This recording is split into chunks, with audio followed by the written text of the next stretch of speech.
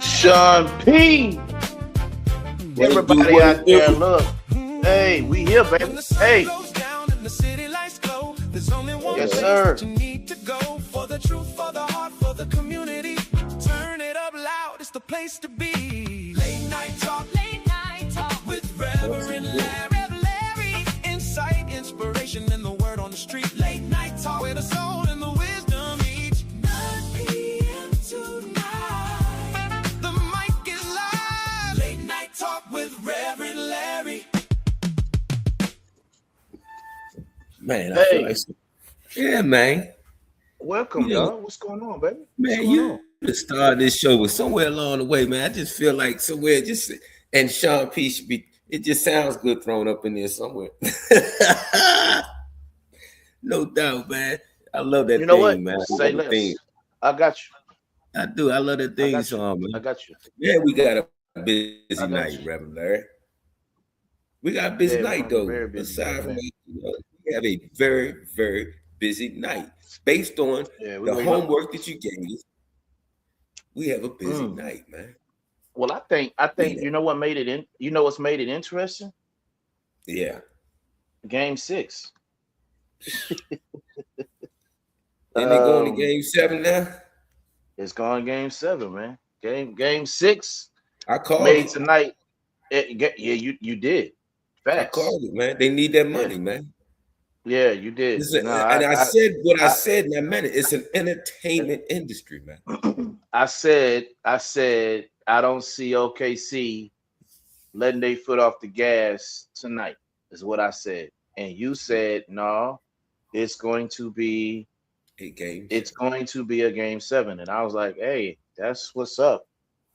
You know, while we waiting on King Ace, man, what's going on with this political climate that we're in right now, bro? What's up with that? Well, that political climate, man, I'm gonna tell you right now. Ooh, bro, it's so volatile. Black women not voting for Kamala or Kamala. Yeah, Kamala. Yeah. You know, I'm gonna say it right. I'm not gonna show my country. When I showed when I saw them online, literally telling them I ain't voting for her because she not this, she not that, she fake this, she fake that. Man, the woman went to Howard University. I had an opportunity to meet her long before when she was the attorney general out in California. Because I was out in Sacramento. Sacramento, yeah. I remember. And this is long while she was still working her way up through the ranks, man. I met this woman. And she was powerful then in what she wanted to accomplish overall for California. So now taking that into, and people think, oh, she was locking people. Man, that's her job, man. If you don't break the law, you ain't got to worry about that woman. Yeah, but that was all a myth, though, bro. She didn't lock up that many. She didn't lock up that many. Like, I think it was, they said over 1,500, bro. I think it was like 13. Whatever it was. Like, no, and I'm not talking about 1,300. I'm talking about like 13, 1-3. I know. Point of the matter, Reverend Larry, here's the deal. You're talking to an individual who's seen some time behind bars. Guess what? Every single time it was my fault. Yeah. And nobody do that to me. And state's attorney ain't locked me up. The states that I were in didn't lock me. I locked me up because I broke the law, man. If you don't break the law, if you ain't out there doing nothing stupid, you ain't gonna get caught to have to worry about whether or not somebody putting you behind. It don't matter whether you black, white, or purple. Facts, man. Facts. If you have no accountability, then that's on you, man. I've been responsible and accountable, and for everything that I did, I took it. And I stood on it. I did this. I stood for whatever comes from it. I own it because I did it. So one thing, just don't do that. You're hitting the nail on the.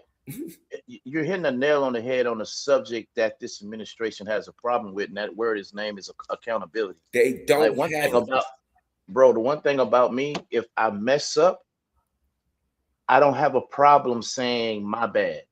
Yeah. And here's where I'm sincere. See, just because somebody apologizes doesn't mean they're sincere. No. Sometimes people apologize. It's a such thing as an apologetic, being apologetic just to get you out the way and just to shut your mouth. And sometimes I'm apologetic because I got caught. It's not because I feel bad for right. And you're sincere. When you're sincere, you move away from that behavior. And can I say, it's been over 24, it's been 27 years, almost 30 years, Reverend Larry. 30 years. I've been out on these streets, man, with no crimes, no, little driving and some stuff like that, little minor infraction stuff. But I'm talking about, I ain't got no new stuff out there on these streets, man. I ain't been out there robbing. I ain't been out there, finagling. I ain't been out there. You know why? Yeah. Because I was sorry. I was genuinely made a change in my life. Sincere, man. You definitely changed the direction, or you changed the trajectory of your behavior. If you apologize, all right, if you say I'm sorry, the sincerity are not necessarily in your words. That's the first step. Right. The sincerity is how you move. Yes, sir. Your actions show your sincerity. Yeah. So I'll say this, bro. I have no problem for the I told you so tour. I have no problem with that. Others do, but here's the thing, bro. This political climate that we in is really not a political climate. It's a revenge climate. It's masked as such, and it started in 2008, and we both know why. You know what I'm saying? Absolutely. We both know why, and it's unfortunate, but hey, it's the world we living in. But like I told the gentleman, remember we had the young man running for Secretary of State of Georgia. Brother Adrian, man, he was powerful. Yeah. We had, he I told him that before a lion dies, he gives his loudest roar. Yeah, and man, that's what we're witnessing right now. They screaming. Bro, they're roaring. They're roaring. They're roaring mad right now. But it's, I like what, we talked about Isaiah Martin. Mm-hmm. I talked about Isaiah Martin with someone, a friend of mine, and I told him, I said, man, he's a rock star right now. When he was running for that seat, he wasn't so much, he wasn't really that known and that heard of. And I think when he was on Jubilee, that 20 against 1, and how he stood up against those conservatives, you had to cast a light on him because of what he represented. If he runs for Senate, yes, I said it. If he runs for Senate right now in the state of Texas, I have a strong feeling he would win. Because his talking points are unmatched. They are. His talking points are extremely unmatched. Ladies and gentlemen, if you do not know who I'm talking about, I dare you to YouTube Isaiah Martin, bro. You're going to love how he handles the opposition in the manner in which he handles the opposition. And they are educated responses. That's the beautiful thing I love about this young man. That's the beautiful thing about this young man is he just doesn't respond. A lot of people just respond, and they got their talking points. And no, ma'am, no, sir, no. This young man knows and understands what he's saying, and I would take a very, very close look at this young man. He's left Houston. He now lives in DC is his residence. Hey, now. So that says a lot. Right. For those that don't know, that says a lot. That means he's out to make a change, bro. He's gonna sink his teeth. This is where it's at, man. He's gonna sink his teeth in this political game, and yeah, it's about to be on what we used to say back in the day. It's about to be on like Donkey Kong, man. Man, So, hey, man. I'm with it. Yeah. So y'all YouTube that gentleman when he went up against that 20-1. I think it's Jubilee. I think that's the name of it. I think he went up to 20-1. That basically means they surround you with 20 conservatives, and you have to take on all 20, not at the same time. But while you're conversating with one, you're waiting on somebody else to, jump in. Right. Man, it's how he handled himself. It's like the old ordinations, man. Yeah. Well, I don't know, man. That 20-1. That's some old school ordinations like that. When you have a good old panel of old, I had 5 ministers, and including my dad. So I ain't had no 20. Man, not quite 20, but I didn't see as many as 10, man. And when they firing at you, bro. Yeah.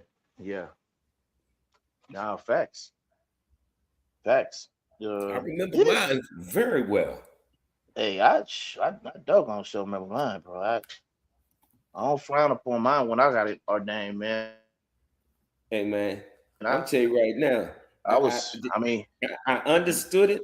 They want to know that you know, but man, they were throwing some stuff. And I'm telling you, it's always that one who, hey there, brother Ace, who was like your boy Sean P, who was just that one who just, he's trolling. He just want to see what you're going to say. It's always that one who just trolling to see what you're going to say. Would throw some odd stuff out there to have you looking at him like, Negro, do you believe in Jesus? Yeah. Right. But But you need about what? You need about two or three during your trial. You need that. Yeah. Let's give a hand for my man. Just stepped in the building, man. What's up? What's up? What's up? What's up with y'all? What's up? Y'all doing good today on this lovely Friday? Man. We're doing wonderful, man. We're doing wonderful. I was doing great. I ain't gonna lie, man. The old lady, man, she got me good today, boy. She had a brother like, you know what? It's time for you to go to bed. I don't even want to talk anymore tonight. Go on, get. Over a cat, man. I'm not even gonna sit here and lie, but I have long wanted either a Maine Coon or a Savannah cat. Wifey has a long hair. She's got this beautiful, beautiful black long hair, man. That is gorgeous, man. His name is Jack. Jack he's just a beautiful cat. So, I'm talking to these people about a Maine Coon. I get off the phone and I get all of the, you ain't getting no cat up here, and you ain't what did you have yours, baby? Why? Then you know what? If I can't have a cat, I'm about to go get me a Presa Canary. How would you get that thing? Chase your cat around. But what is happening right now? What did I step into, Rev? Well, we just started this, man. You asked me how Friday was. Okay. You know what? You're right. I stand down. Do me for a minute, but you know what? At the end of the day, I figure this, man. I'm gonna have me a man cave, and I don't have to ever worry about anybody going in because I'm either gonna have a Maine Coon, a Savannah cat, or a Presa Canary. And then I'm telling you, ain't nobody going in there. She ain't going. I don't know if you ever seen a Maine Coon or a Savannah cat, King Ace, but they ain't little cats, bro. If I get a cat the size of one that's attached to my woman, I'm getting a Black Panther. Hey, man. Well, I'm telling you, a Maine Coon or a Savannah cat are not too much. They're like maybe a little bit around Bobcat size, maybe. Let me go ahead and stay with Wakanda forever, brother. All right, I'm telling you, these some big cats, man. I'm getting Black Panther, baby. Right. Yeah, them some huge cats, man. I ain't gonna lie. Hey, and look, they are gentle cats. And I'm a strong man. You know what I'm saying? Yeah. So I'm cool with it. Yeah, they huge cats. But they huge, but they're very docile. Very docile. Right. Yeah, I can't do cats, bro. Well, you know what? I didn't think I could either, but then I married a cat lady. Well, that'll change it. Later in life, I didn't get married to her until I was 40 years old. It's been we're going 17 years now, bro. Hey, certain things make a difference for you, though, man. So that's good, she's a cat lady. I was always a dog man. She's a cat lady. So, I'm gonna put it like this. Say dog, woo, woo, woo, woo, woo. Yeah. Yeah. And everything I am is dog, man. I'm not even gonna sit here and cat, man. Everything I am is dog. Everything from the Marine Corps to my fraternity. Yeah. Oh, okay. So you deep down in the heart of it, then. Yeah, man. No, I rock with it. But ain't nothing like a dog chasing a cat, bro. Dog chase the cat. Yes, sir. Hey, man, look, we have a symbiotic relationship. I keep telling people, once we understand that we cannot live without one another, then we're gonna really turn some things around. I tell people, for you to sit here and say that you can live without a man or you can live without a woman, you lost in the sauce, man. We weren't built like that. That's a training, or not a training. That's a reprogramming of the mind that we as individuals are taught over the years throughout our lives. So I totally agree with you, because we were never destined to be without one another. So to say we can live without one another is also insane. Facts. Right. For every opposite, there is another opposite. And for every action is a reaction. That's why you have the sun and the moon, water and fire. It said, he said all things were good. When he created it, he said everything, all of it. And he looked at us and he said it was very good. But one thing he said was not good. He did not want man to be left alone. Yeah. Look. I'm young, but I understand. You know, I know but y'all still my OGs though, so I'm always capitulate to you guys. Well, you know what? Out of the mouth of babes is strength is ordained. So we listen to you too. So don't get that twisted. No, for sure. I understand. You know, I take mine from everybody because I ain't that old that I can't admit that I'm stupid, man. I don't know nothing. I ain't gonna call you stupid now, G. I tell them every morning on purpose, and that's what makes me wise because I take the time to understand it. I don't know it all, so therefore I pretend like I don't know nothing, and that way I get an opportunity to learn something new every day. Hey, look, there's nothing wrong with that though. It's nothing wrong with that as long as you don't allow the thought of being stupid to actually make you stupid. I got a surprise. I'm gonna mute my mic. I got a surprise for you, fellas. I'm gonna mute my mic right quick. Uh-oh. Y'all go ahead. Oh, but we were talking about the rock star, the political rock star right now, the Democratic Party. Yeah, we were. Okay. Isaiah Martin. Are you familiar with Isaiah Martin? No, I'm not too familiar or even what's going on with that. What's going on? I tell people, man, he was running for, I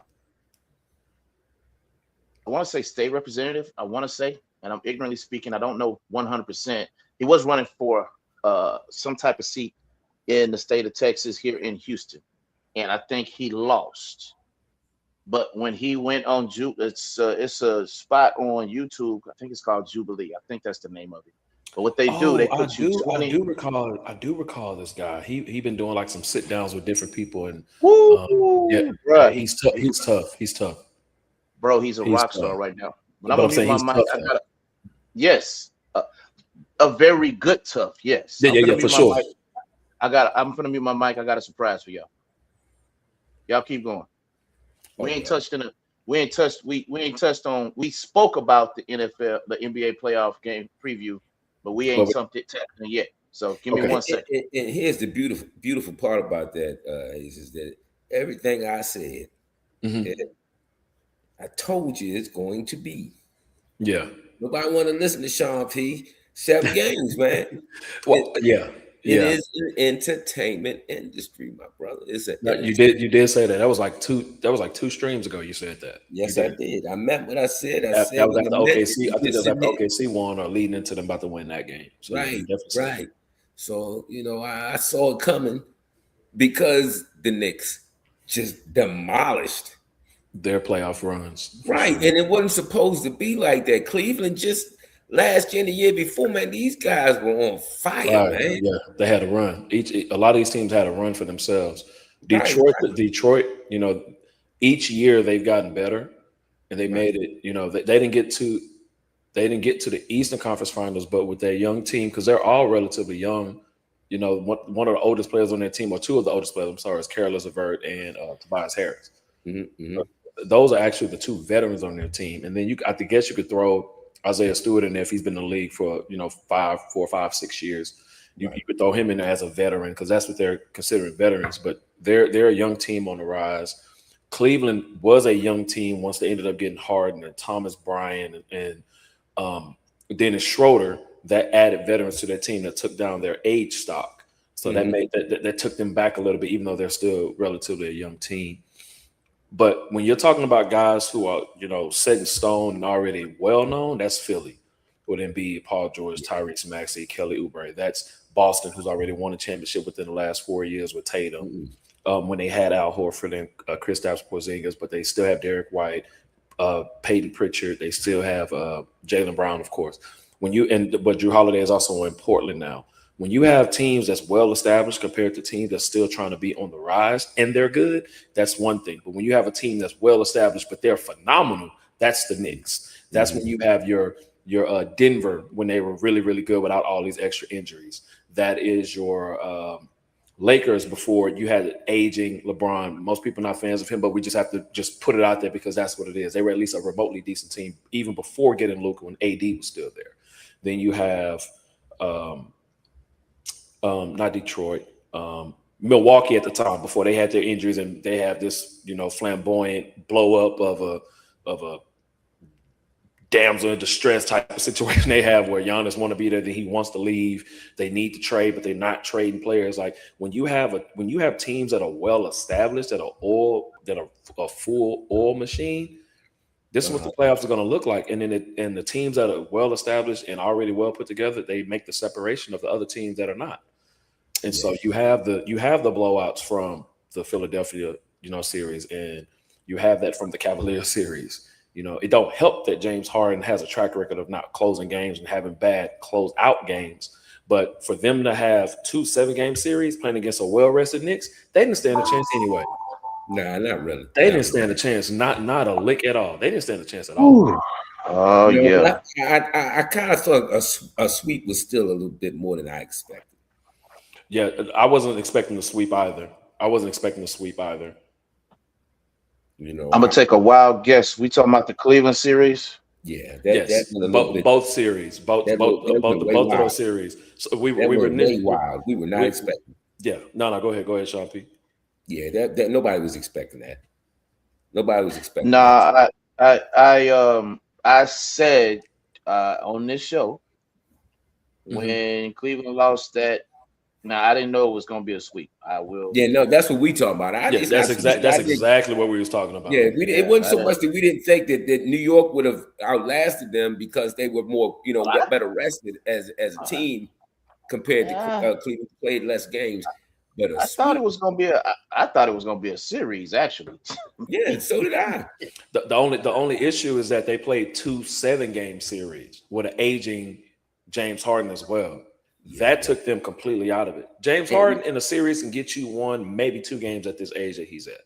Donovan Mitchell and the other supporting cast, Evan Mobley, Jarrett Allen being a decent big, Sam Merrill hitting shots, Max Strus being a veteran, has gone to 2 NBA finals with the Miami Heat before he came to Cleveland. That's experience that you would think would kind of bleed over into that team, but it didn't bleed over to that team because the Knicks, once again, they were well rested from every series they played.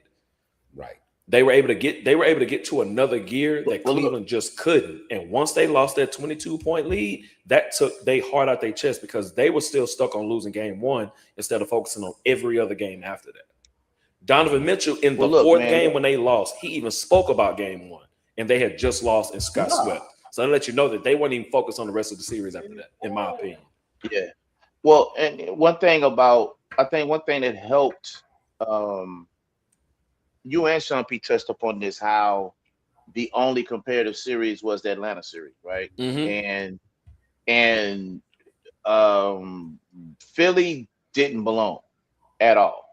That's what you call overachieving. When you cannot continue the same play of a series that you just won in, that's called overachieving. And they were totally out of position. And they were totally outmatched. But look, man, when we got on, man, Trustee Sean P said something, man, and he said, man, I need, I want to hear something, I want to be inserted in that intro. You know what I'm saying? Somewhere in that intro. Yeah. So Sean P, I got you, dog. When the weekend turns to Monday and the clock strikes 9, we're bringing you a message that'll stand the test of time. Keeping everything secure, a late night conversation that is positive and pure. Turn your radio up, tell your family and your friends, this is where the true community connection begins. It's a place for inspiration, it's a place for real talk, the most uplifting hour on your late night walk. Trustee Sean P, Deacon King Ace, and your host Reverend Larry. The mic is live right now. Man, he'll never get his mouth closed after he heard his name. Yes, sir. Yeah, brother. I love you, Larry. I love you. Hey, man. And I don't want to take away. I'm going to say this and I said this is 100% the Reverend Larry Show. This is 100% the Reverend Larry Show. That's what I'm talking about. Let's go. Hey, man, but I'm nothing without my crew, though. And I'm a man about mine, bro. I'm a team player, bro. You know what I'm saying? You got me like I'm on the basketball court, just hit a game-winning shot on somebody. Let's go! Yeah. When he heard Deacon Ace, his mouth dropped, folks. Look, it did. His mouth dropped. His eyes popped open. I didn't know the brother that our Reverend Larry's gonna come back that quick on me. I love this dude. He got his business. That's for sure. He was right on top of that, bro. My eyes popped out my head like Jim Carrey in The Mask. Hey man, look, man. When you got quality people that's building something with you, you gotta, you gotta, you know what I'm saying? Got to give the people what they want, man. And we got something beautiful here, man. Hey, Rev, man. You've been working though. You've been working to be able to get that. You've been working. It's no doubt. Hey, man. Hey, look, man. Let me tell you something, bro. Put me on. I believe in reciprocity. I believe in community development. I believe in you cannot do anything by yourself. Well, of course you can, but you're going to be more successful if you have others that see the vision and can help you build the vision. So, man, that's kind of why that's how I build, brother. That's how I build. So, man, much love, brother. I appreciate that too, man. I was not anticipating that. You said I got a surprise. I'm like, okay, who he about to pop up on the screen? I didn't know what you about to do. You know, I'm gonna be honest with you. I thought he got a sound bite from Brother Isaiah. I mean, you know, that was okay. That's what we left off at. And so I was thinking this brother done got a sound bite from one of his Houston brothers down here. Okay. Man, look, I can get. Hold on, let me find some on Isaiah, because man, Zay be Zay be, you know. You gotta tell me. But Zay be on their head, bro. Like, honestly, we have to have that. We have to have that. No, we need this. Because I'm gonna tell you something. And at Dignace, we was talking about this before you popped on. It's about accountability. Yeah. One thing that you can never get a narcissistic individual to do is accept blame or accountability. It's always somebody else's fault. Always. It will always be somebody else's fault. And you did this. You know, right now, it's the Dems' fault. It's the liberals' fault. Everything that's wrong with America is all on us right now. Everybody that has a conscience for the next man in the world who understands that, yes, there's a conservative view that we see. Yeah. But also, love thy neighbor as thyself requires that you have a little bit of liberal mindset as well. Yeah. That makes a difference too. Yeah. I don't know. I know Sean P isn't looking, but man, this Senate race is gonna get in Texas, is about to get ugly. Yeah, this Senate race ugly for the good or ugly for the not? It's gonna be ugly for the good because Ken Paxton is on the wrong side of history. You know, all endorsements from Trump aren't good endorsements, bro. No. In fact, they get ready to be wasted endorsements. Unless somehow this man can convince these people to give him a third term. And I know he's working on it. He has said out of his mouth, you won't have to vote no more. Of course he's working on it. But it's just, even if he's trying to work on it, it's not going to work. The United States will be in an uproar, and this is as far as I'm gonna speak on it as I can, since I am still, in or whatever. The United States would be in an uproar because now you would also have those who would speak on the Democratic presidents who weren't able to have a third term as well. I mean, your Clintons, your Bushes, even Barack Obama.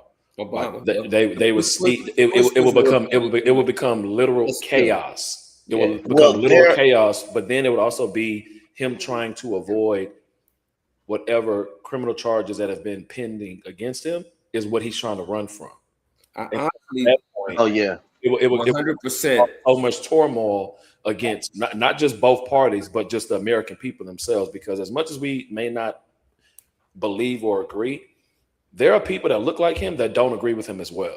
Oh, I understand that. So that's a whole other side. Right now are agreeing with him who don't agree with him. Right. I mean, it's a flip side of the coin. I saw something today, fellas, that kind of surprised me, and I didn't even notice it. Outside of the big bad bill, or what do they call it? Yeah. It's called bad bill, yeah. There hasn't been any legislator that has passed in this administration, and and mind yourselves, Senate, the Republican Senate has control. The House. You know why? The Republicans has the House and the Senate. That speaks volumes right there, bro. Yeah, can I tell you why? Yeah, let us know why. Because when you're robbing America blind, anything that you're putting up to be passed is just eye candy. It's just out there. It's people distracted from what you're actually doing, and what you're actually doing is stealing money from the United States of America to pay your lawsuits, to build your own empire back up again from what you lost because you got no money, you're broke. I don't care what you tell everybody how rich you are, you're not. The only thing you really got is your name that you're living off of. And when you have a bunch of rich people, whether they be Republican or Democrat, I'm going to just throw it out there. It's only those few who really have a heart for the people, who really understand what it means to serve, and that you have no power, but you are a servant to the people, that are out here screaming and shouting. Those are the politicians, the Jasmine Crocketts. Hey, look, anytime MTG backed down and said, you know what, enough. That's when everybody should have said, whoa. Because there was nobody riding harder than she was. Yeah. Nobody. Yeah. Nobody was riding hard than Marjorie. It's a lot. Man, look. It's a lot of nuances going on. But, you know, everybody kind of know this blue wave is real. And one soundbite I love, and I think I heard it from Isaiah Martin, and that is, you know, if you guys are so firm and so confident in what you're doing, why don't you run on your policies? And the truth of the matter is they can't. Yeah. No, because they have concepts. Remember? Trump didn't have any solid framework for what was going to happen. He had a concept of one. We have concepts of ideas and of what we're going to do. In other words, I know what I was going to do when I got there. I stole this election once again. And I'm just going to say it brazenly. Stole the election, because I can quite frankly remember Kamala being up 2 points in Pennsylvania, being up like almost 2 to 3 points in Iowa. And then all of a sudden at the end of the race, she was down all 5 of them. She lost all 5. How? With like only a few hours left. How? That many votes had not been miscounted, brother. You don't miscount your points. 1 point is a whole lot of votes, man. It's not like you're 2 or 3 votes away with just 1 point, being up 1 point. You're not 2 or 3 votes away. You're not 2 or 3,000 votes away. We're talking about hundreds of thousands, tens to hundreds of thousands of votes create a point difference in a presidential election race in an entire state. And when a person's up 2 points in a state and lose the state, nah, man. With hours left. Well, I got some interesting news to share that I just got. One soundbite. Well, I got a couple sound bites. We talked about Isaiah Martin, so we're gonna get the people what they want. Do that. Nothing controversial. You know what I'm saying? Nothing mischievous. We just talking about sound bites. You know, simple as that. And this is the rock star himself. So you just made Americans pay more for everything that comes from Canada because they showed a commercial you didn't like? That sounds like being a snowflake, if you ask me. They're posting, bro. I don't know if you're acting stupid or you're purposely just like misconstruing what I'm saying. It did happen. Yeah, we had funding for things that are outside of the country, for transgender balls, transgender slaves, transgender balls. Yes, they exist. Of those people that are sitting in ICE detention facilities right now, how many do you think have been convicted of a violent crime? Well, 100% because they're all illegal. And I said convicted of a violent crime. It doesn't matter. It doesn't matter. My first surrounding claim is that Trump's mass deportation plan is making us less safe. My next surrounding claim is that Trump prioritizes the wealthy while he leaves you behind. My next surrounding claim is that Doge was a complete and total failure. My final surrounding claim is that Trump is terrible for the economy. Hi, I'm Isaiah Martin. I'm a former candidate for the United States Congress, and I'm here today surrounded by 20 MAGA Republicans. Bro, he killed it. Like, you're going to have to, you guys, when you get a chance, you got to sit down and listen to that, because, jeez, man, he sliced them as we speak, so I can sit back and check it out. Bro, he sliced them up bad, and I keep my page free of politics, you know.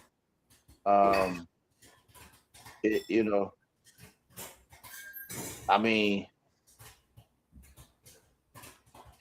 I keep my personal page because I am of the clergy. I'm a bishop actually, so I try to keep my page clear, and it's not me running away from politics. Far from that. My bad. It's far from that. It's just those are arguments on social media that will never win. You know what I'm saying? And you'll lose friendships unnecessarily, and it's just not worth it to me. Specifically when we're in this particular political climate. Like, and we talked about that word climate because it's not a climate, but you know, we'll call it as such, just for entertainment's sake. But you have to be mindful, like right now, it's, you know, politics is a touchy subject depending on what side you're on. So, I mean, this is a sound bite. It's not long. Excuse me, but it tells you about the mudslinging that's going on in Texas regarding the Senate seat that John Cornyn just lost to. He lost his primary to Ken Paxton. And to be honest, I wanted Ken Paxton to win because he's 10 toes down with Trump, and so is Trump with him. And that's not good. That's more an indictment than anything. Here's a soundbite from Ken Paxton. Harris County mail-in ballots that they wanted to send out were 2.5 million, and we were able to stop every one of them. Had we not done that, Donald Trump would have lost the election.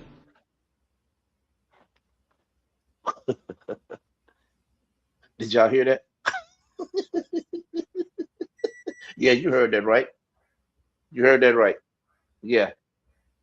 Yes. Play it one more time just to make sure we heard it and the listeners heard it, okay? Just play it one more time if that's okay. Harris County mail-in ballots that they wanted to send out were 2.5 million, and we were able to stop every one of them. Had we not done that, Donald Trump would have lost the election. So basically what I've been saying, that Texas was purple, because I don't know if you guys remember the election night. It took a long time for Texas to turn red. I want to say it went all the way up to like the 8 p.m. 8 p.m. I want to say it took up to 8 p.m. to finally turn red. And I'm sorry, that's purple. There you go. That's crazy. I'm sorry, that's crazy. purple. Because you know what? King Ace knows this. Man, Texas is like California. Yeah. Like as soon as Texas is like California, as soon as what 9 o'clock hit, which basically means all the polls in California shuts down. It's blue. Off the rip. Everybody knows it. You know it. It's official. 9 p.m. Central, 10 p.m. Eastern, California is blue. You can say the same. Well, you could have said the same thing about Texas. As soon as 7 o'clock hit, as soon as 8 o'clock Eastern hit, Texas is red. That's crazy. This last election, not so much. It was blue. Crazy. Listening to that was insane. And listening to that, you want to hear it again? One more again. One more again. Harris County mail-in ballots that they wanted to send out were 2.5 million, and we were able to stop every one of them. Had we not done that, Donald Trump would have lost the election. That is horrible. That's horrible. Bro, I don't know what PAC, I don't know what PAC has put that out there, but Tellerico has some. I don't think his. I don't. If I'm not. Let me hold on. Let me do my due diligence, because I do not think.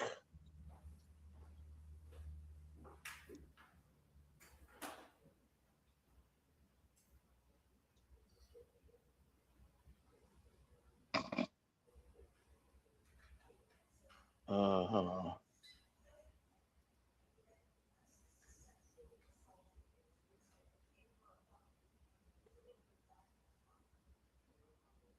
Let's see here.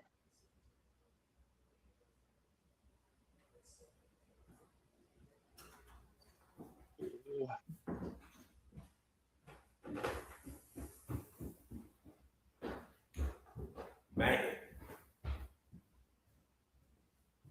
Yeah, that's a PAC. That's not Tellerico. That's a PAC.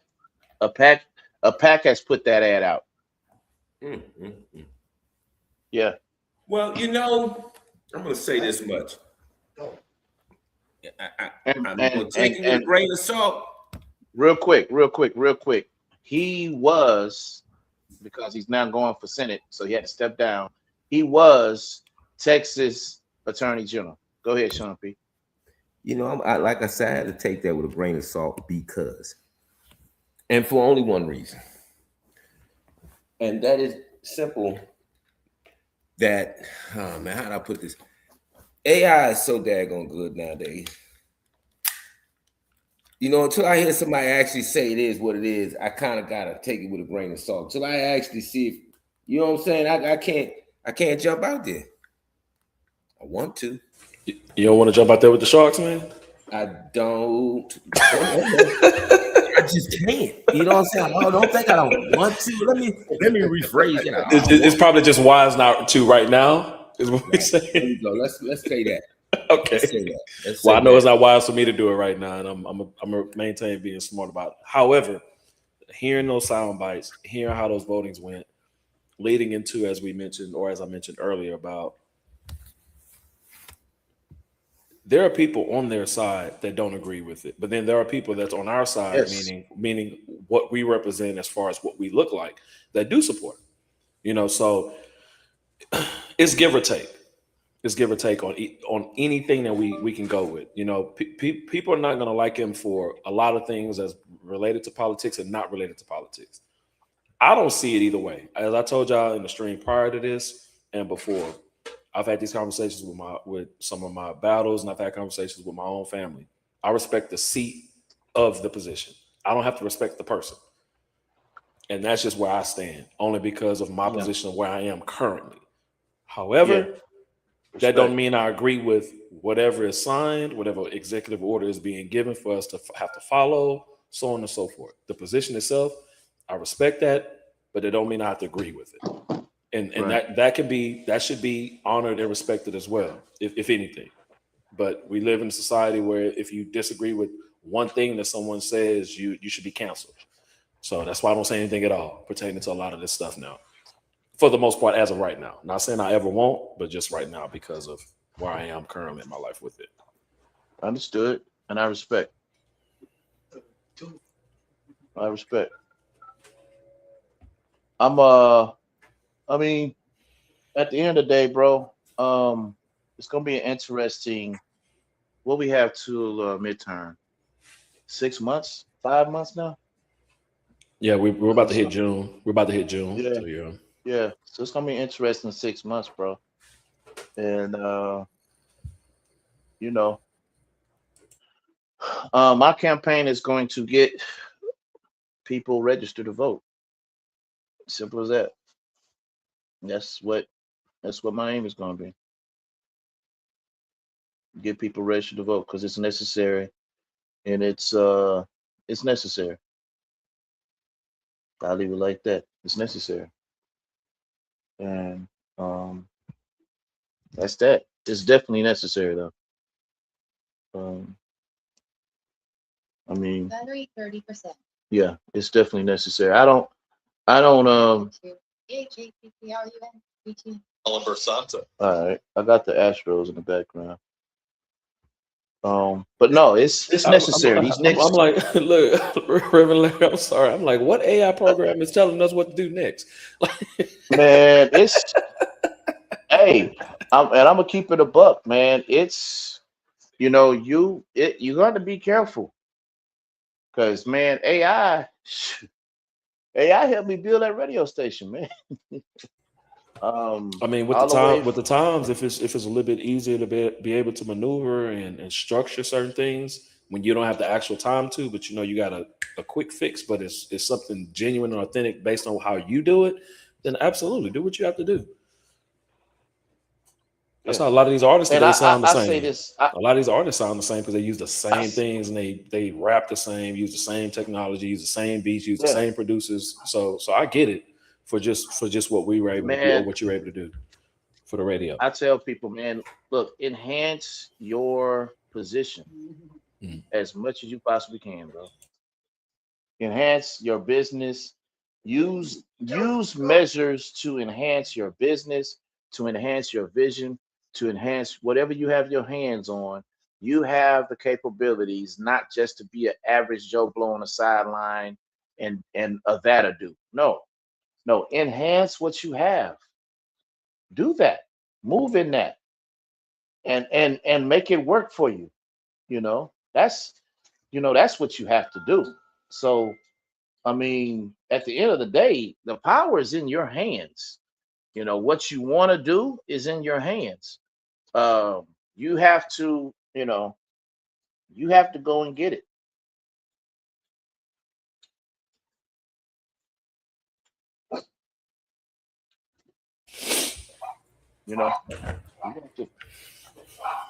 You have to go and get it, man. I mean, it's woo. I want to tap into some more Isaiah Moore, and that's what I'm looking for right now. I want to tap into some more of I want to tap into some more of Isaiah Martin's sound bites, bro. I'm looking for a real good one. Hey, Rev, while you're looking for it, I can speak on him just a little bit, just while you do that, if you don't mind. Go ahead. I seen him on the panel. I was, I do a lot of YouTube shorts. I do a lot of YouTube videos and stuff, which I upload, and that's where I get a lot of my following from. And I came across him. I had never seen him before, never knew who he was. And he was debating. It was one of these one versus 20. And so he was basically debating that's what a lot of different people. The Jubilee. Yeah, okay. That's what put him on the map. That's what put him on the map. Listen, when I seen him, his poise, his composure, not to be wavering, be able to stay focused and maintain eye contact with whomever he's debating about, whatever topic came up, whether that's transgenderism, the Democratic Party against the Republican Party, if you're talking about the U.S. Constitution, gun laws, rights, whatever it was that came up, he spoke eloquently. He articulated himself. He didn't waver. Once again, he didn't move in his seat as if he was uncomfortable, as if he didn't know what he was speaking about. And I'm like, bro, who is this black brother that I'm watching? And so, video after video after video that came up on my timeline, I got a chance to see, he's a real deal. So when you said his name at first, when I seen the video, his name wasn't on it. It was just a 1 versus 20. That's all it said. It didn't even have his name on it. So when you said his name and I got a chance to put his name with his picture, I'm like, I have seen him. So it made a bigger difference once I was able to see the complete breakdown of who he was and how he how he was able to just once again articulate himself and stand up for himself. Because it takes a lot of gut and gall to be able to have a conversation with other people that have so many different opinions as you, and you're in a room with that many people surrounding you with that. He wasn't concerned, not a lick. It's like he had a shield and covering of God over him or something. Because he wasn't concerned about nobody in that room. It's how he articulates his words and in his responses. Like they're very calculated. Yeah. I can definitely agree with that. Absolutely. Bro, he got on his shorts. He's dismantling almost every caller that's calling in. Like all their ideologies, he's making them look pretty bad. So and the reason being is that his breakdowns are logical based, and a lot of people who's calling in or trying to have a conversation with him are feelings based. It's based on how they feel about something, or if you don't agree with me, it's basically cancel culture. But that's not even the way. That's not supposed to be the American dream. If I don't agree with you, I just don't agree with you, which is why we're supposed to have freedom of speech. But we understand freedom of speech is not actually free.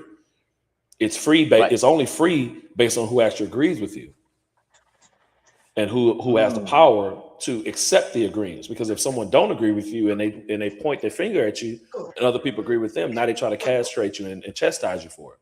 So freedom of speech, as what I've seen it to be, is not actual true freedom of speech. Because even me, as I mentioned before, there are certain things I can't speak about, and it's supposed to be freedom of speech. So at the same time, it's all based on who's the willing participant on the opposite side to agree to that freedom of speech.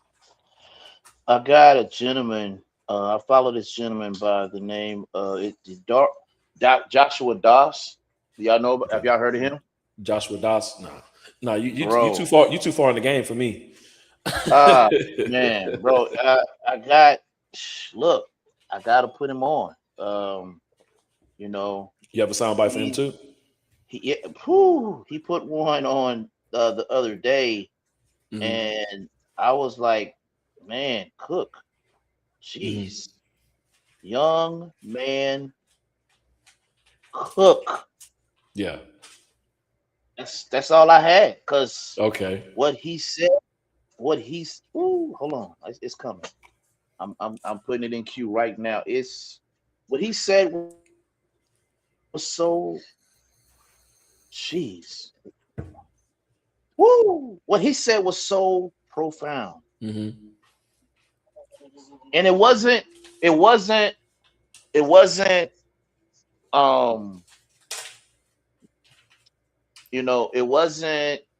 leftist response. Yeah. It wasn't a far right response. It wasn't a moderate right. It wasn't a moderate left. It was a response. And oh my God, man, hold on, I'm downloading right now. I'm uploading right now, but it's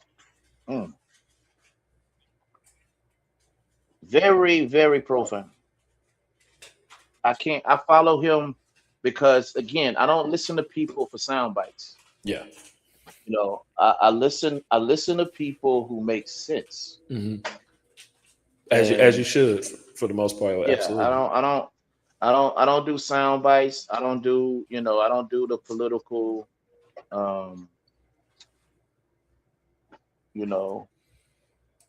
I don't do the political merry-go-round, and I do what makes sense. I listen to what makes sense. Common sense is what I go after. And if you sound like something, you know what common sense sounds like, you know what common sense sounds like. That's that you do. And fellas, ladies and gentlemen, Mr. Joshua Doss is common sense. What's this? I might have downloaded the wrong thing.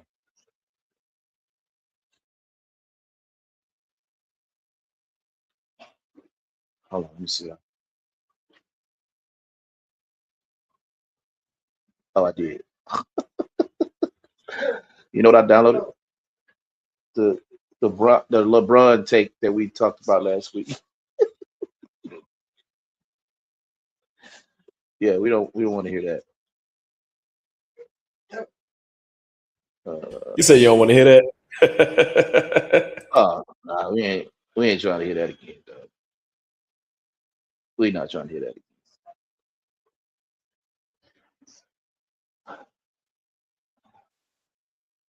Not at all. Okay, ladies and gentlemen, this is Joshua Doss. Whether you are a Republican, a Democrat, or independent, I really think that you should watch this video. Every young left-wing social media person, they get shot to the top of the algorithm because they seem smart. They're really not. I was like, look, sweetie, I'm sitting here and I'm able to talk for 4 hours on every subject. Guess how much research I'm doing? Zero. Literally just common sense. And it's different because like when we have to do research, it's actually really hard to find unbiased research to prove our points. Okay. I could take the route where I slam her and I call her stupid, but frankly, that route would make it so that I don't end up on the algorithms that I need to end up on. So I'm not going to take that route. I'm going to take the route where I teach because I'm a data scientist and I conduct research for a living. MAGA commentator Emily Wilson said that we, meaning conservatives and Trump Republicans, can't find unbiased research that proves their points when they talk about things in politics. The reason why you can't find unbiased research to prove your point is because research is not supposed to prove your point. Research is not supposed to prove my point or anyone's point. Research is supposed to prove the point. Look, this is the part that I desperately want you to take from this video. As a researcher, I want you to trust me on this next part. Good research, conducted by strong researchers, is not trying to prove its hypothesis right. Good research is trying to prove its hypothesis wrong. Wow. Good research starts with a hypothesis, then pressure tests that hypothesis.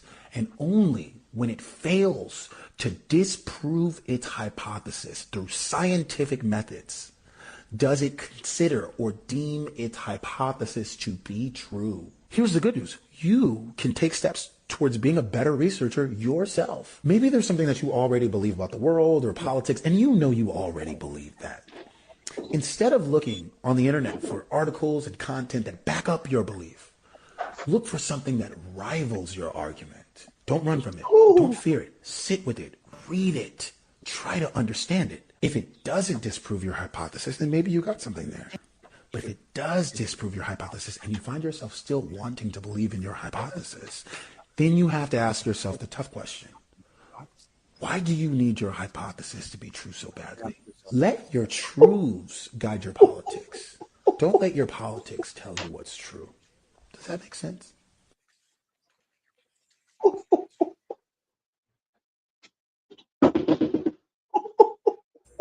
That sounds like our basic science right there. If anything, that sounds like our basic science. We need to talk about observation and hypothesis. If we talk about anything, that's what that was, and he kept it logical. There was no feelings based. There was no emotion. He was straight to the point. He was straight to the point, and that's right down the middle, bro. Yeah. You research to prove your hypothesis wrong. Yeah, that's what it is. That's what research is, and that's not just science. That's if you're talking about you're doing a paper, if you're doing a math equation, if you're trying to find a certain point on a map because you're trying to, geographically know where you're trying to go. All of that encompasses trying to understand that. So that was very straight to the point. So if anybody had a problem with what he said or had to try to make an argument to it, they're making themselves look foolish. Bro. And God even speaks about fools in the Bible, so I wouldn't want to do that.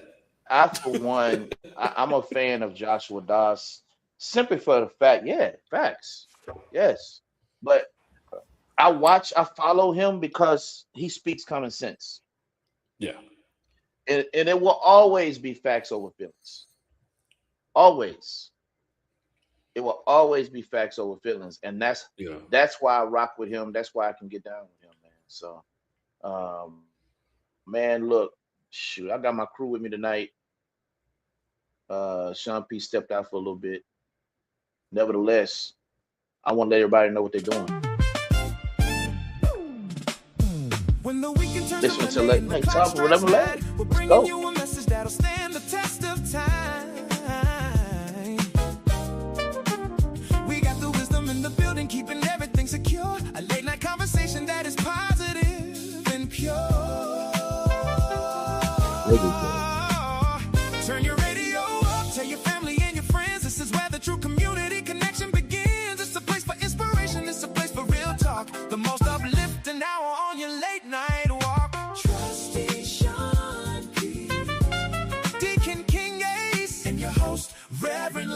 The mic is live right now. Now.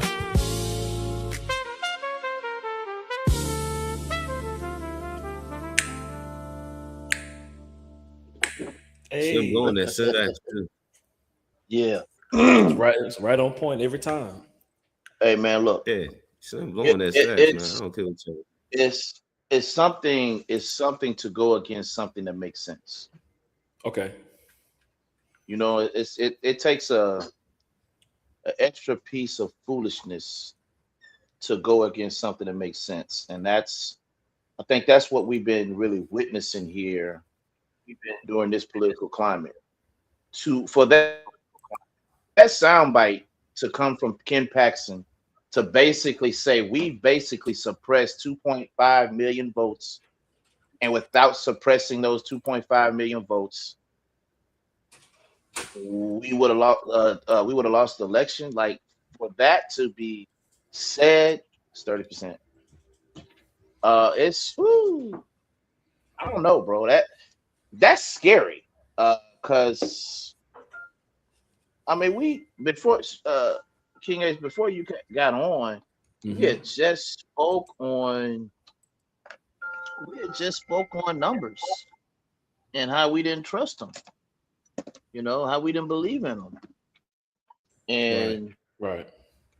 You know, for that to come out, yeah. You know, I don't know, bro. That's scary. That's scary. That's scary. So, but that's our political climate. Yeah. Ooh. Yeah. If you wanna call it that, you know. Yeah. Oh no, it is what it is, brother. We got to call it what it is. Yeah. Yeah. We can't call it anything but what it is. And that's I mean, that's not even you can't even counter that with we need to get out and vote. That's a whole different counter at that point. That's a whole different that's a whole different counter, bro. Yeah, man. Yeah, man. But you know, but if I should ask you, how would those same politics tie into our NBA and basketball season too? How it affects our players, as we spoke about the SEC and NCAA, NCAAP the other day. How would it tie into it with all of everything happening now? Well, let's go back to 2020. Okay. George Floyd. Okay. Yeah. Very tragic. Let's go back to 2020. Very, very tragic. Yeah. All right, but watch this. Watch this. Look at the stance the NBA made during the bubble playoffs. Which they made a very big stance. And conservatives hated it. Stop bringing politics in sports. And I keep telling people that is not politics. It's politics to you. It's not even politics, like you said. It's not. I wouldn't even say it's a social issue. I wouldn't even just say it's a social issue. We can add that to it, but that's once again a freedom of expression. No. I'm talking about. I'm saying as far as supporting it, right? But I'm talking about like overall the blanket of what's the blanket of kneeling. What's the blanket of making that type of stance? Okay. It's not a freedom of expression. You understand what I'm saying? It's not a freedom of expression. It's actually a social issue, a social construct that it is okay to gun black men and women down. And because what they did in '88, well, that's why. Come on, man. That is so bro. I didn't know George Floyd was in porn until he was killed. Really? Man, who would know that? Why would you know that? Why would you want to know that, bro? Who's watching this?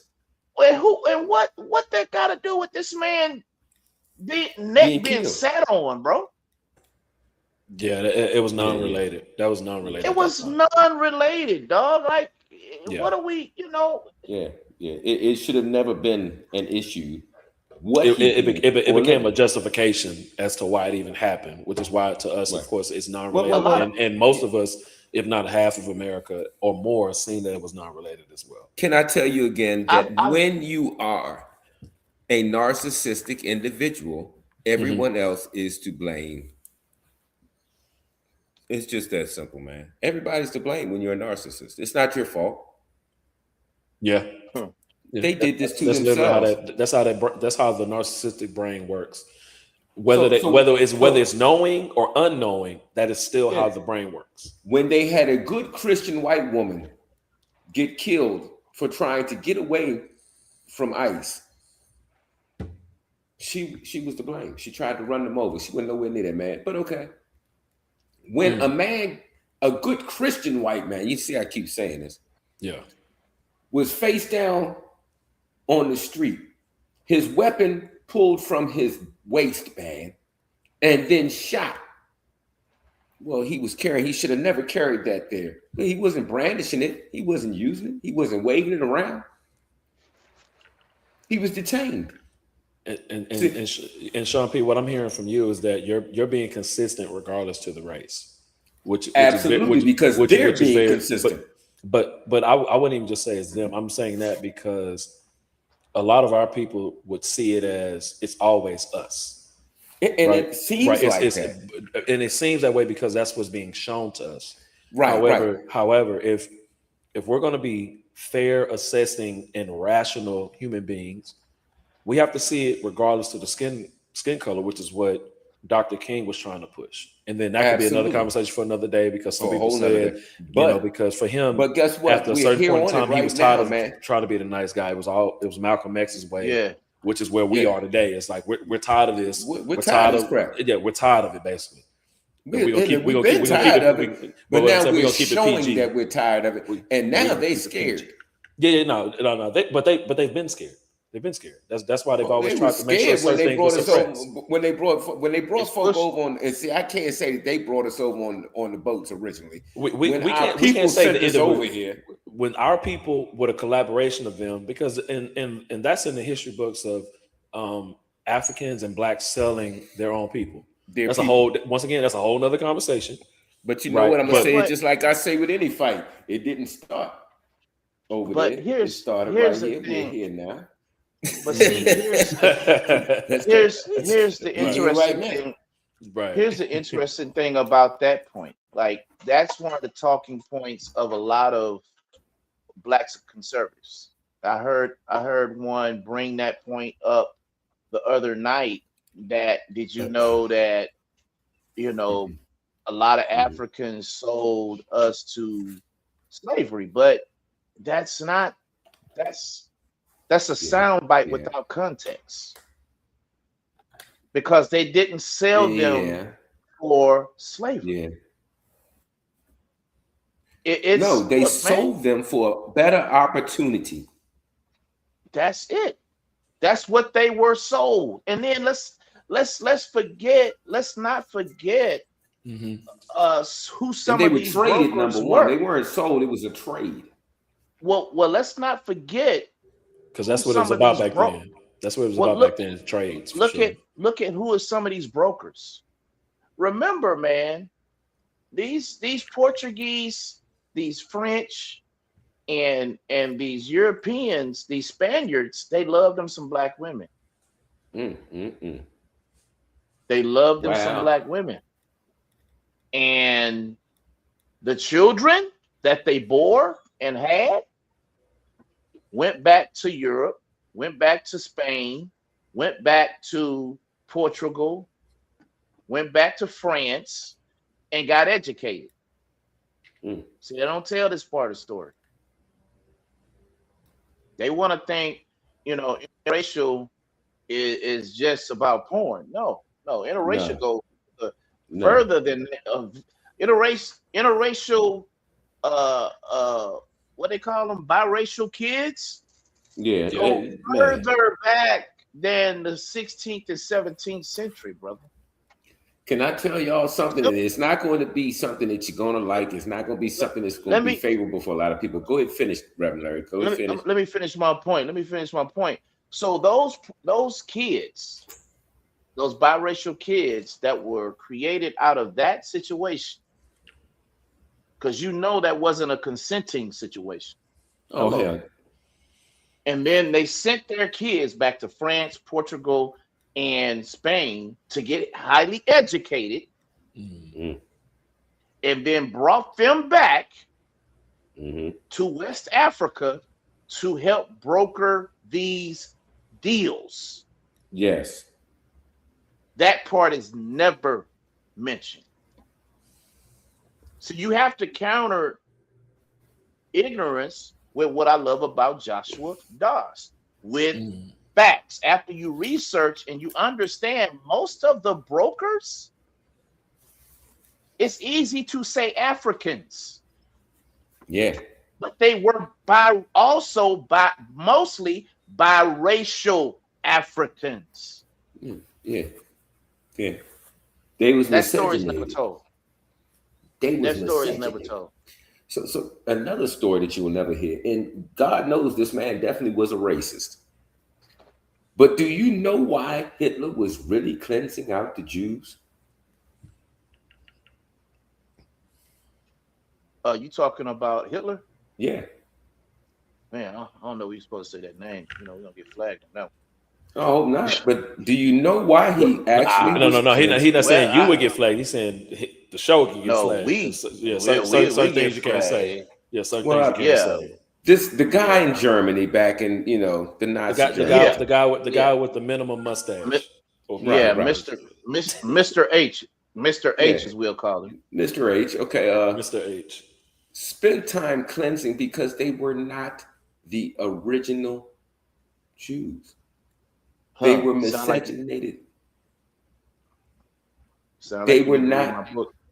Yeah, read that. He was, because they were claiming, or they had claimed a culture that was not theirs, and that's what ticked him off. I heard that. That's why he was cleansing them, because they were not. Now, don't get it twisted. Oh, he still believed in the ultimate race, but he also knew that race of people were not who they claimed to be. And it's because of exactly what you're talking about. I got something even crazier to share with you about that. It's nothing. I heard something. And when I heard this information, I put it to test immediately. Absolutely. I asked my dad. Okay. Dad, did they teach you about the Holocaust in grade school? My dad was born in 52. Surely. My mom was 49, so yeah, we about the same. Surely. This is 7 years after the World War II is ended. Surely my dad would have been taught about that time period. Yeah, that time period, of course, yeah. Because we were taught about Anne Frank diary, in the 7th grade? Yeah. You follow what I'm saying? Yeah. Right. My dad said no. Nope. So what? I heard. And was he one of the first of the of desegregation? Was he one of the first ones? Your father. Well, he was in Hodge, Louisiana. So I mean, Hodge, Louisiana is a predominantly black town. So he didn't have to go through that. Okay. My mom was the first high school class. Oh man. But I mean, hey, not saying they didn't have to go through it, because back then in that area, like you can. I won't speak my mind freely on that, because I still have family live there. But it's an interesting construct of how they live and where they live. Yeah. Right. I'll say that it's. I'll have to take y'all back there one day when we go to a Grambling homecoming or something like that. I'll take you back, and you'll see for yourself what I'm talking about. But it's an interesting. The town is Jonesboro Hodge. My dad and my family is from Hodge. Yeah. And Jonesboro is kind of like the city of the two, if that makes sense. Gotcha. And that's the divide. There's a paper mill in Hodge, Louisiana, not in Jonesboro. Gotcha. So you the separation of where you're going to have your affluent and non-affluent. Yeah, you get what I'm saying. Oh, 100%. It's like Wilkinsburg and Pittsburgh. It's highly diverse now. But when my dad was growing up, you could tell what that looked like. You feel me? Oh, I already know. You had a good idea. You had a good idea what that looked like. So, but yeah, it was interesting for my dad to tell me they didn't learn about that in grade school. Mm-mm. Period. Nope. And that it wasn't thought of at all. And I find that very, very, very interesting. I also read that these gas chambers that we were taught about really hardly existed. When I tell you there are a lot of stories that I've heard, I want you to understand that my grandmother was Jewish. You know, she was a Solomon before she became part of a miscegenated society herself. But you know, there are a lot of stories that she did not have that are told today. It's not the story that she had from her father, who was actually there. You know, was it rough? Yeah. Were there some serious concentration camps? Yeah. Was it as bad as they're making it sound? No. And has it been 400 years of it? Oh no, of course not. I have a book coming out that I'm really scared. I'm afraid to publish it. That's how deep it is. It's called Who Are We? Are you afraid because of the backlash that may come from it, or because of the deep dark truths that are coming from the stories in the book? It's a little bit of all that. And if we don't know our own truths by now, or we're not trying to find out, that's on us. Well, I wouldn't say that we are, you know, we won't know our truths, but a lot of things today have been tampered with. Oh yeah, have been changed, hidden, have been modified, and so for a lot of people, it's just like your family history. You don't really know what's the truth when one person is trying to cover it up so that you don't really know because of the hurt and pain that they're feeling, but not realizing it's going to hurt you in the long run. But also not understanding that I need to know so that I don't relive the what you went through, because that's what happened. Yeah. What you don't tell me has happened, I could potentially relive that too. Yep. So it's a double-edged sword, unfortunately. Oh, so yeah, that's the only reason I asked it that way. Yeah, no, it's a combination of both. I'll share one with you. Yam Suf, YAMSUPH. All right. That word comes up in the Bible when the children cross Yam Suf. With that being said, the literary how can I put this? The literary translation of the Greek was Red Sea. But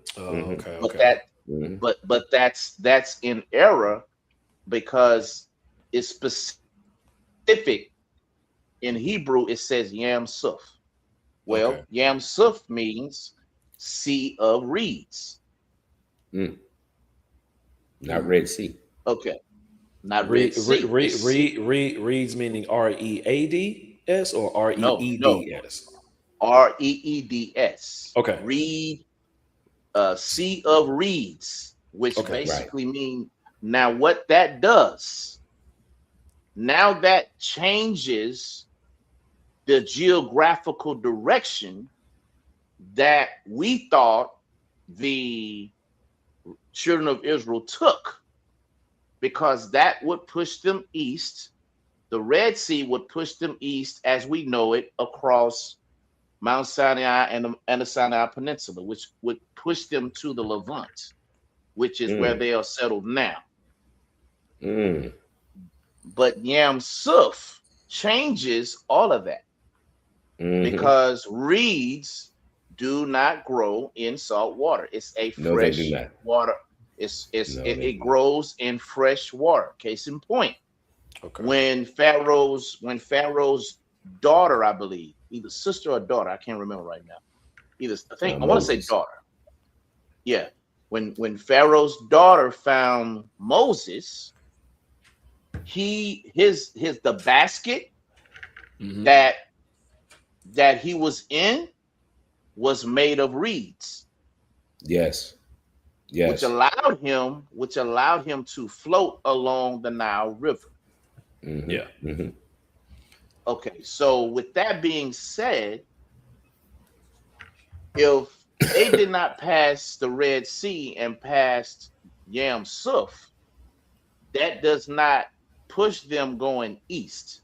That pushed them going south.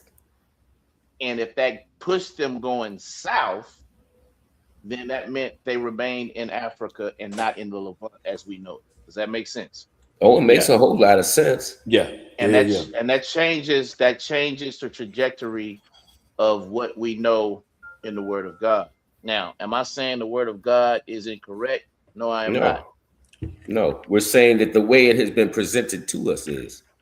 And with the different interpretations, it can be difficult to understand.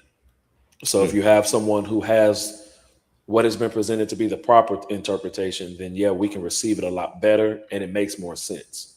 It's just not to be, but it's not to be misled by anyone, which is why you should also read your word to understand it yourself too. If you have that anointing and study to show thyself approved. One thing I'll say this, reading is fundamental. A lot of what we don't know, or a lot of the things that may seem to be a surprise, is still in the Word of God. I mean, it is. That's just, we haven't looked in that direction because of what we were taught or what was hidden in plain view. The Bible says that Abraham was from Mesopotamia, right? Which is, I think, modern day Iraq. Well, that's impossible.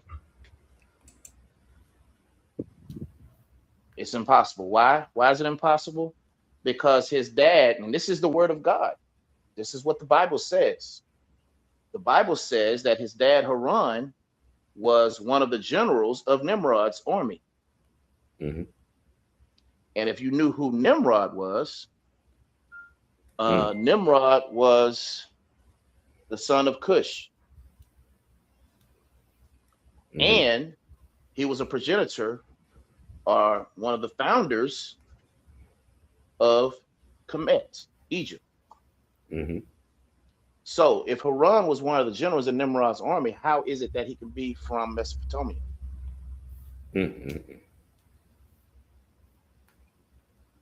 Man, it's stories like this in which you're taught certain things. It can confuse you so much, man. So I'm so glad that I have knowledgeable men around me to help teach me too.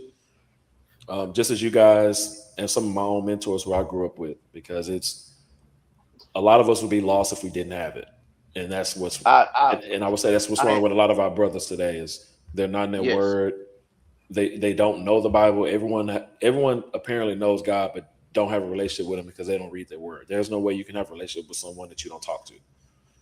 This is and that's in real life and in biblical. But go ahead, Rev. This one thing I would encourage you to do, read, and that's what the name of the book. Who are we? DET 28. I would encourage you to read Deuteronomy 28, and it would explain why we don't have history. It would explain a lot of why we went through what we went through. What was the chapter and the verse again? No, the whole entire chapter, Deuteronomy 28.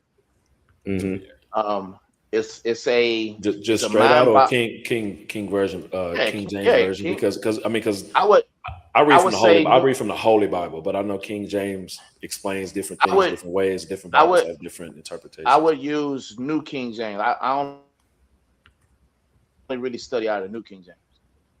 Okay. I would read out of New King James. But it's a lot. The one thing about people, like to say, man, King James was a pedophile. He was this. He was that. He was that. Man, let me tell you something, bro. If you go into the genealogy of Christ in Matthew 1, if you look at the genealogy of Christ, there's a lot of cats. There was a lot of guys that weren't really on the up and up with God in the genealogy of Christ. Matter of fact, Matthew mentions 4 women. In genealogies, you do not mention women at all. When you're talking about, because women in that era or in during that time, genealogy represented the blood of man, the bloodline of man. And so Matthew takes upon himself to mention 4 women. Watch this. One of those women being Mary, but the other 3, Tamar, Rahab, Ruth, these women weren't of the covenant. Tamar dressed up as a harlot to sleep with her father-in-law. Rahab was a madam. Ruth was of an incest, her family has an incest background. And what am I saying is God can use anybody to get accomplished what he needs to get accomplished. And so do I look at the error ways of King James to fault him of writing the word of God the way it's written? No, because he didn't write it. He had it authored. Yes, that's but the whole God. thing. My point is God used him to put and publish the most famous, popular, most talked about book on this planet. And believe me, the Apocrypha and everything was in it at first. So it's we talking about who wrote the Bible. Look at the context in which the word of God is written. Nothing really is taken out of context other than locations. And locations, then you can get into really, like, I heard somebody ignorantly speak about Christianity being created in 325 AD with the Council of Nicaea, which is far from the truth. What happened is Constantine, practicing Christianity got you killed. A lot of people don't know that. In the first century church was under the knife. And a lot of people don't know that. It was illegal to practice Christianity. Why? Because they dwelt in mythology. They didn't care about Christ. Right. And a lot of ignorance say that Rome created Christianity and the Council of Nicaea. Fool. If you don't know anything about the Romans, know they were arrogant. Absolutely. And know they are not about to write a book about them sacrificing their prophet, their God. They're not going to do that. Sorry, but not sorry. Nope. But Constantine was a politician. If you want to talk about politics, them Romans, they were true politicians. Absolutely. And he didn't want his legacy to be laced with bloodshed. So he said, look, I am going to make Christianity legal. But if I make Christianity legal, there are 2 doctrines. There's 2 popular doctrines out there that's being practiced. Which one are we going to follow to name as law? You had one considers the Holy Trinity when it says God the Father, God the Son, God the Holy Spirit. Holy Spirit. And then you have another one.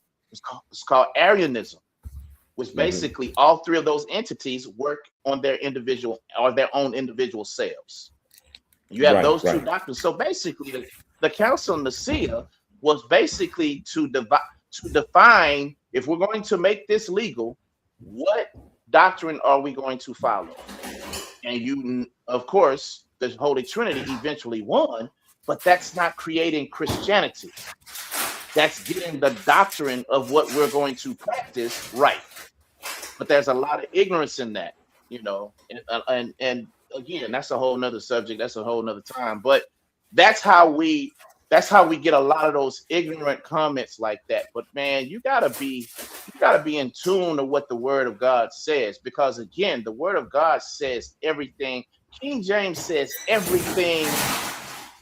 Solomon specifically says several times about his skin color being dark and brown. He even explains and tells the people, I want to say Song of Solomon in Song of Solomon 5, he says he likes his women like the tents of Kedar. Kedar means what? Black.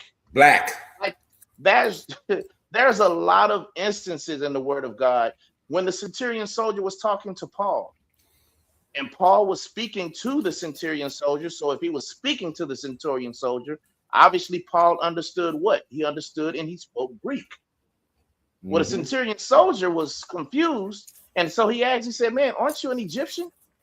Aren't you from Egypt?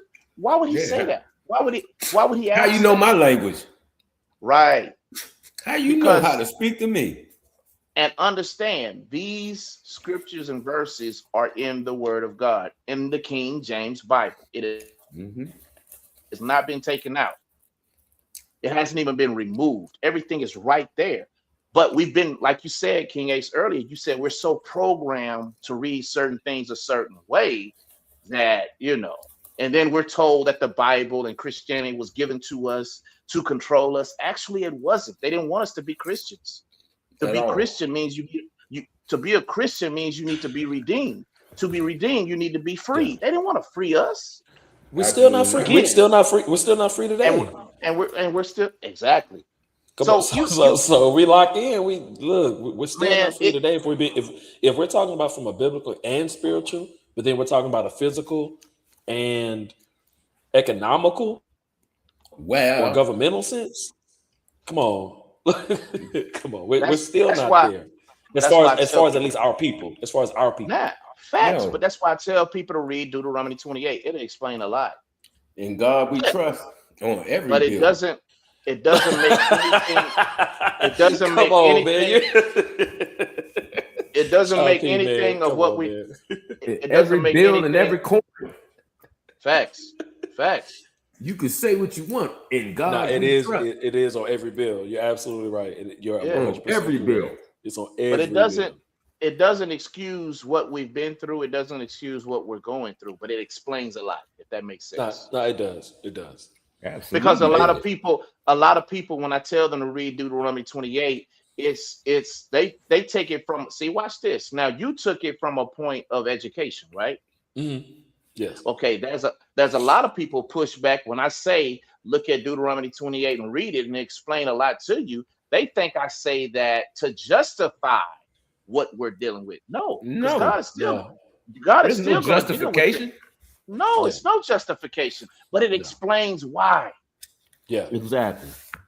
The Bible is the one book. Yeah, Moses. The Bible is the one book that can give you every situation, example, good, bad, indifferent, that you may not have even thought of.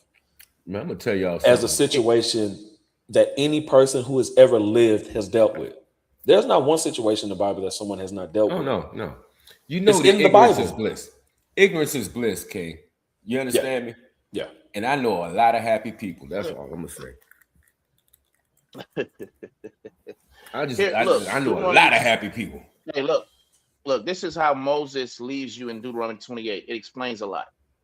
Deuteronomy 28 and 68 said, the Lord will send you back in the ships to Egypt on a journey I said you should never make again. There you will offer yourselves for sale to your enemies as male and female slaves. But no one will buy you. Basically, you will offer yourselves up for bondsmen. I need help. Somebody rescue me. And basically, another translation says, no one will come and redeem you. And redeem you. That's what That's what Deuteronomy 20. That's the last verse of Deuteronomy 28. And here's the thing: there's two layers of Deuteronomy 28 that people don't understand. The first layer are the promises if you don't disobey me. The second layer is the curses that would happen if you disobey me. If you did. Blessed in the city, blessed in the field, or cursed in the city, cursed in the field. But all right, Fred Hammond. All right, Fred Hammond. I hesitate in making this book published because there's a lot of things in the book that make sense. Yeah. That we have heard, and out of tradition, it doesn't sound right. Case in point, in like the mid-1960s, I want to say 67, 68, Ebony Magazine posted a picture of the front cover of Black Jesus, right? And do you know where most of the uproar came from? No, educators. Black people. The black church. The black church. Black church in one day. You can't do that. Yeah, don't do that to my Jesus. So again, everything I've written in that book are factual, and it's backdated by the word of God. I didn't go and look at somebody's biography. I looked at it from what, God had me studying.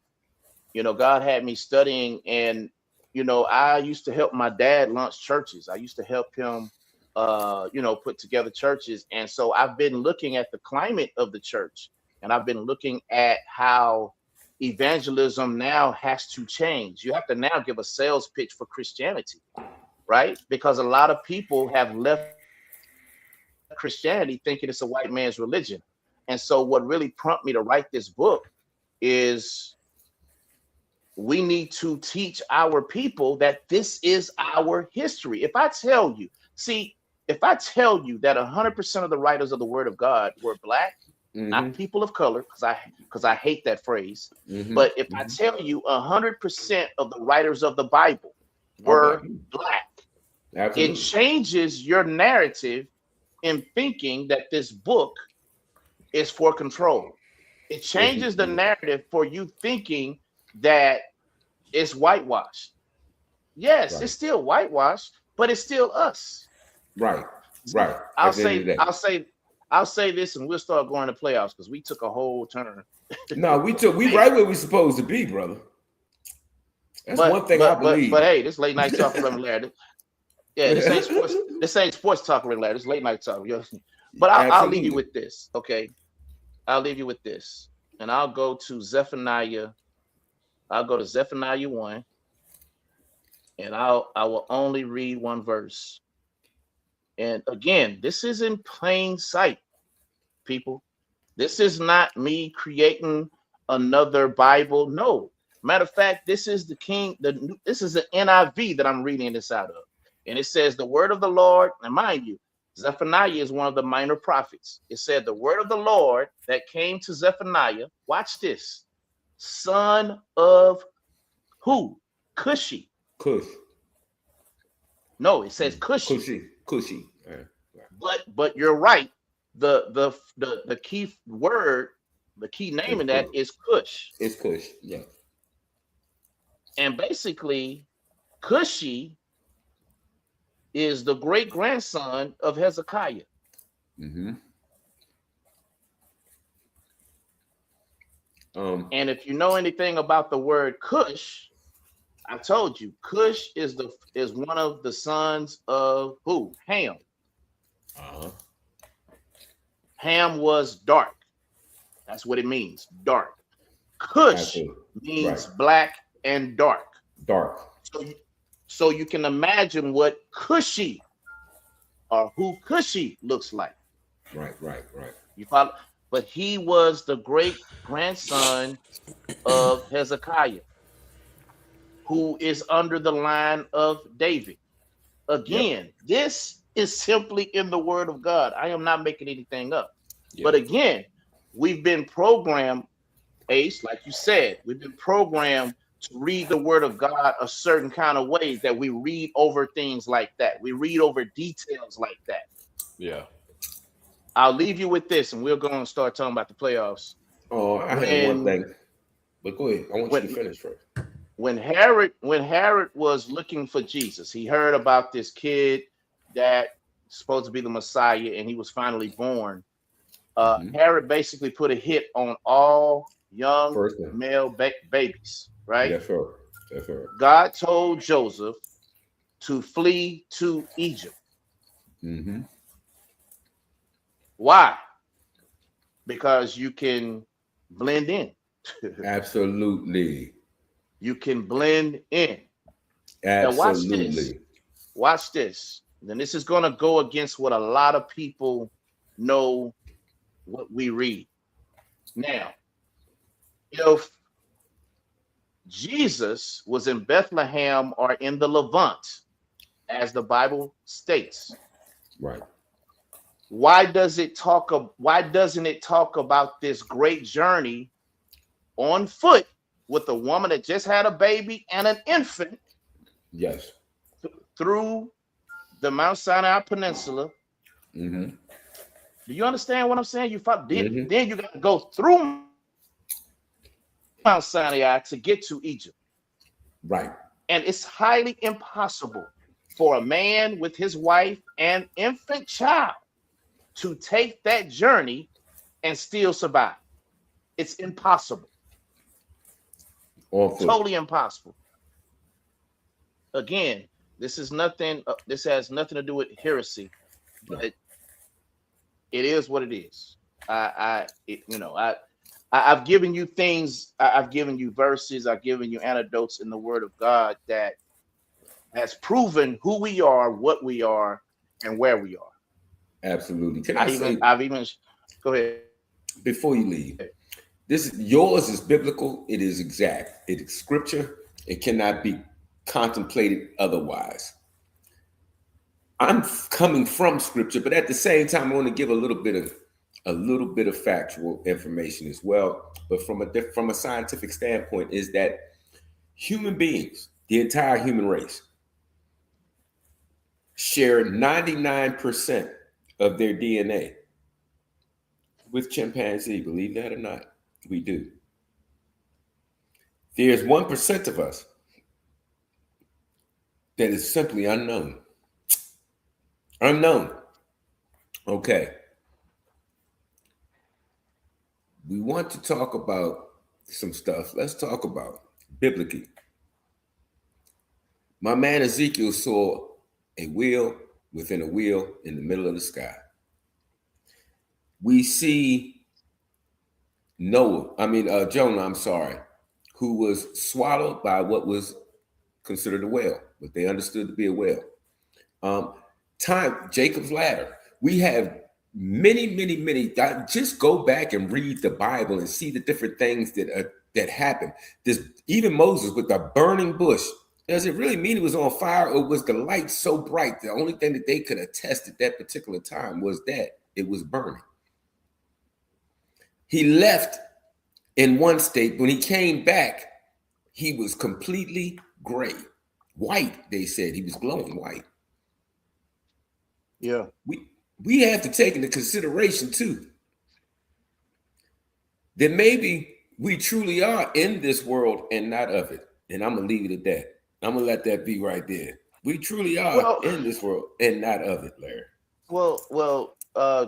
From dust you came, and to dust you shall return. Absolutely. So of course we're of this earth, but we're not of this earth spiritually. No. You follow what I'm saying? I feel that 100%. Yeah. So that I understand 100%. Man, look, somebody forgot where they are, man. Let's get it. When the weekend turns to Monday and the clock strikes 9, we're bringing you a message that'll stand the test of time. We got the wisdom in the building, keeping everything secure. A late night conversation that is positive and pure. Turn your radio up, tell your family and your friends, this is where the true community connection begins. It's a place for inspiration, it's a place for real talk. The most uplifting hour on your late night walk. Trust Station Peace. The mic is live right now.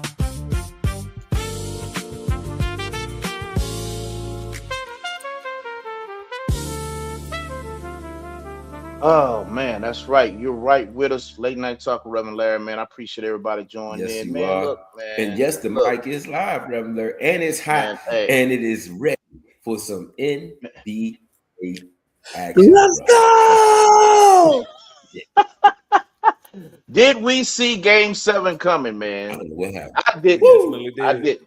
We did. Hey, look, I look, didn't. look so red. Look, I didn't. When you left us, me and Sean P, we talked a little bit, and we got a chance to kind of break some stuff down, and you came right back into it. But I'm gonna let you go ahead and break it down for us, so we can give you that breakdown that you missed, because it was all, look. We kind of did our thing when we talked about it. We did our thing. But look, okay, so look, Sean P said it's going 7 because it's an entertainment industry, and I get that, but the way it's just the way that San Antonio came out and they set the tone that lets you know, okay, it's going to be a long night for OKC.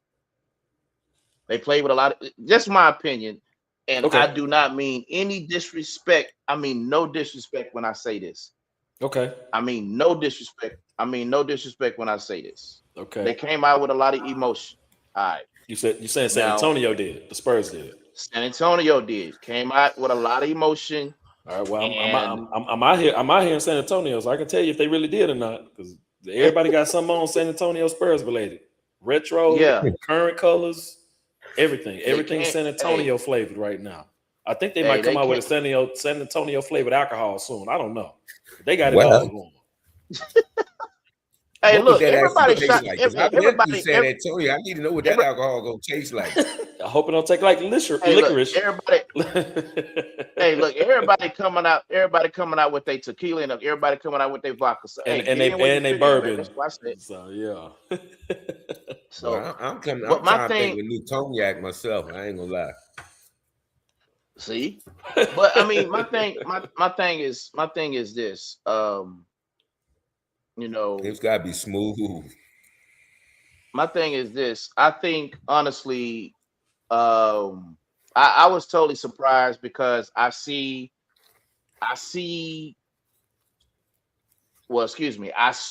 OKC being a veteran team and really and overcoming those emotions. But I will have to give it to Adam, Mr. Adam. I will have to give my hats off to him because that in-season tournament. Okay. Yeah, that in-season tournament means something. And that's Mickey Mouse. I have a whole different perspective on that, Red. But I'm gonna let you cook because I'm gonna sizzle a little bit. Okay, I'm gonna let you cook first, but I'm gonna sizzle the rest of it. I'm just gonna grill. You gonna grill? Okay, all right, cool. I'm rocking with it. Well, let me look. What I'm saying by this, I'm strictly talking. Remember what I opened this up with saying? Mm-hmm. I'm talking about emotions. Okay. And so I'm in that vein. I'm not talking about Destiny's Child. Emotion taking me over. Come on now. I'm just looking at how San Antonio started, bro. Right. Like you can't tell me that the way they came out with so much vigor was the same San Antonio team that came out in Game 5. Come on now. Okay. That energy wasn't matched. And we're not talking about OKC and San Antonio. I'm talking about San Antonio Game 5. Yeah. And San Antonio Game 6. Those are two different teams. I'm sorry, but if the names on the jerseys are the same, they the same team, bro. I'm following what he's saying. I'm following what he's saying, but the thing is, I'm picking up what he's putting down, but I'm not making no excuses. I want to hear the end of it because I think I'm gonna still have a different perspective on it, which is okay. Facts. I just want to hear the rest of what he has to say, Sean P, because I think you and I agree a little bit more against OKC. But I do want to hear what Rev have to say based on the emotion of how San Antonio came in to game 6 compared to game 5. The reason I bring up the in-season tournament is because it takes you up, the Final Four takes you up out of where you are, puts you in Vegas on this high stage in a playoff atmosphere. Okay. And if you're nervous, you're gonna get exposed. If you're ready to play, it's gonna be a good game. You understand what I'm saying? And so remember, San Antonio was young, very young. Yeah.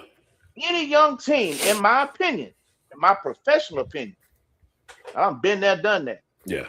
In my professional opinion, I think a young, inexperienced team would have folded like a lawn chair, regardless of their location, and we would have been talking about OKC and the Knicks tonight, and not Game 7, OKC and San Antonio.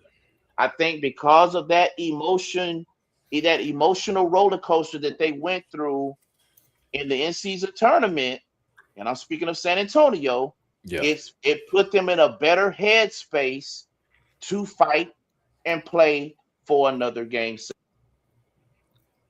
Okay. That's my only point about the in-season tournament. Now, I'm where a lot of people are, man. Look, this is nowhere that when the one LeBron won, that is not his 5th ring. Let's get off the gas. I'm speaking emotionally. No. We don't. They created this whole in-season tournament to give him an opportunity to get more rings and try to match up. We all have come to a consensus that that's not what that is. So we are all in agreement on that. I believe where we're going to have a separation is from Game 5 to Game 6 to what is going to lead to Game 7. So for Sean P, do you have something different to what Brother Larry has said? Because I know I do, but I don't know if you may have some similar or separate to what he said. Coaching has a lot to do with it too. Of course. Okay. Like to me, I think coaching has a lot to do with it. I think you have to settle them down, which they did. Hey, look, it's not the end of the world. You got another game to play. Let's go out and do what we do. Let's not get put in the situations that are going to hinder us. Coaching had a lot to do with what we saw and why we're having now Game 7 and not watching the Knicks get ready to play OKC. That's just me personally. I think coaching has a lot to do with it. Do I think that the in-season tournament, it may have given, but check this out. They're a young team. Yes. But they're not all straight out of college, man. They're professionals. They've been playing for a minute. These guys been on the court with each other for a while. They know what they're doing. And they know who they're doing it against. I think they got pulled out of position. I think specifically their man got pulled out of position trying to guard out on the perimeter. You can't do it and be successful. And here's the thing about it. Right before that happened in Game 5, LeBron had put out a how to beat San Antonio. He put out a whole message on how to beat them. Get that man from underneath the basket, and you got the best opportunity that you're going to have to win. Make him guard out there on the perimeter. Bring him out from his comfort zone, and y'all can win. And they went out and did that in Game 5, and we saw what happened. Were they able to do that in Game 6? I think, have you seen, hold on, real quick, Ace, and I'll ask you this, Ace, and put this in your, put this in your synopsis. Have you seen Wemby's stat line? Have you seen Wemby's stat line for Game 6? It was an incredible stat line for sure. Yeah. Well, 10 for 21 is not impressive for me, and you. 10 for 21 for a big man. 10 for 21 for a big man who's shooting outside the perimeter. That actually is impressive based on this NBA. If his back was to the basket and he was close to the rim, then for sure that's not as impressive because those are more like guard numbers. But I'm saying those are more like a guard's numbers. He's a big doing that. So that's the only reason I'm saying it's somewhat impressive. However, he did have 28 and 10 with 3 blocks. But the biggest breakdown for me when I watched the game, because I did get a chance to watch the game in full, not just highlights. I got a chance to watch the game from start to finish. I made sure to watch the game. The catalyst that the San Antonio Spurs have is because they're much younger than the Oklahoma City Thunder's team. They're both still relatively young. They don't really have anybody on their team that's 30 plus besides the San Antonio Spurs having Kelly Olynyk and Mason Plumlee and Bismack Biyombo. But they're only getting crunch time. They're only getting trash can time. So they're not even a part of the rotation unless it's like not at all. Right? At all. Like Cornette is playing before them. So both teams are still considered relatively young based on how deep they go into their bench. But Sean P., you brought up coaching. I think coaching is very important. However, how the referees are reffing these games has not been consistent. Even Adam Silver coming out saying that the refereeing has been incredible, which is what he phrased it as, was baloney. He had to say that. That's baloney. He had to say it. He has to, but I'm keeping the PG for us because that's not what I wanted to say. Yeah, right. Man, understand this. But saying that saying the refereeing entertainment. Go ahead. League. It is an entertainment league. That's totally understandable. But what we're not realizing is OKC didn't have a chance in Game 6. Every game the Spurs was winning, OKC didn't have a chance to win. No. Every game OKC had the opportunity to beat the Spurs still had the opportunity to win that game. Absolutely. Wow. So wow. Viewing it that way is completely different. That's because tough. So when Sean P mentioned that the coaching is important, however, Stephon Castle is getting in foul trouble. They're guarding Wemby a certain way. They're doubling Wemby while their individual coverage with Shea. Shea is shooting poorly with individual coverage. People are saying that they're double teaming him. They're not double teaming him. All they're doing is playing in the gaps. So that anytime he think he has a clear path, he doesn't. But then Wemby is right there near the rim or close in some vicinity, which he has the highest percentage of deflections in the league and of all time because of his height and how versatile he is. Yep. So just him being in the vicinity of that area that someone's shooting that shot, it's a higher percentage that they're going to miss it just because he's there. When he's off the court, their defensive prowess goes down tremendously. So there's a lot more nuance to and context to how the Spurs are winning, how Oklahoma City is winning. But when I'm looking at the game, they're not being officiated the same. No. Both teams are not getting the same calls when they're playing at home versus away.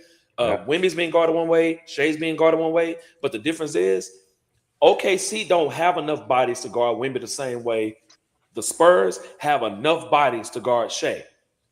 They don't have enough bodies to guard Wemby. They have Jalen Williams, not J-Dub, Jalen Williams. They have Chet has to be by committee. And then they have Parkinson. But they're all having to cover him individually by themselves. And they're having to do cheap shots. But with Shea, you have Carter Bryant, you have Champagnie, you have Vassell, you have Fox, you like Castle. Like you have so many guys who can give him different looks, but then the secondary help is also playing in the gaps. So the shots that Shea initially would make or would get the help from his teammates to knock down shots if he get double teamed, which they're not double teaming him, he's not getting the same looks. He's averaging 9.8 assists in this playoff series, but his turnovers are pretty high too. But his efficiency at scoring has gone down every single game because every shot he takes, he's hitting the floor like someone's touching him. There are some shots I'm not going to sit here and cap. He may be getting touched, but every single shot he's shooting, he's hitting the floor like someone's touching him. And so that's how he was getting those calls to get to the free throw line. One game he shot 17 free throws, but he was 6 of 19, 6 of 20, 6 of 21, 7 of 21. That means the rest of his points came from the free throw line. Right. For him to still get 30. He's being heavily criticized. And one thing about what playoff does, it's going to magnify what you're doing, and it's going to magnify what you're not doing, right? Yeah. And so with him not having J-Dub as their secondary ball handler, because don't get me wrong, AJ Mitchell is out. He's out the equation. J-Dub is hampered or really trying to play on a bad hamstring. That's not going to work because he's out for game 7. Even if they win this series, it's not going to work against the Knicks. They're well rested. They are going to run them. We already said yes. They are going to run them into the ground. They're sitting here waiting to see who they're going to play.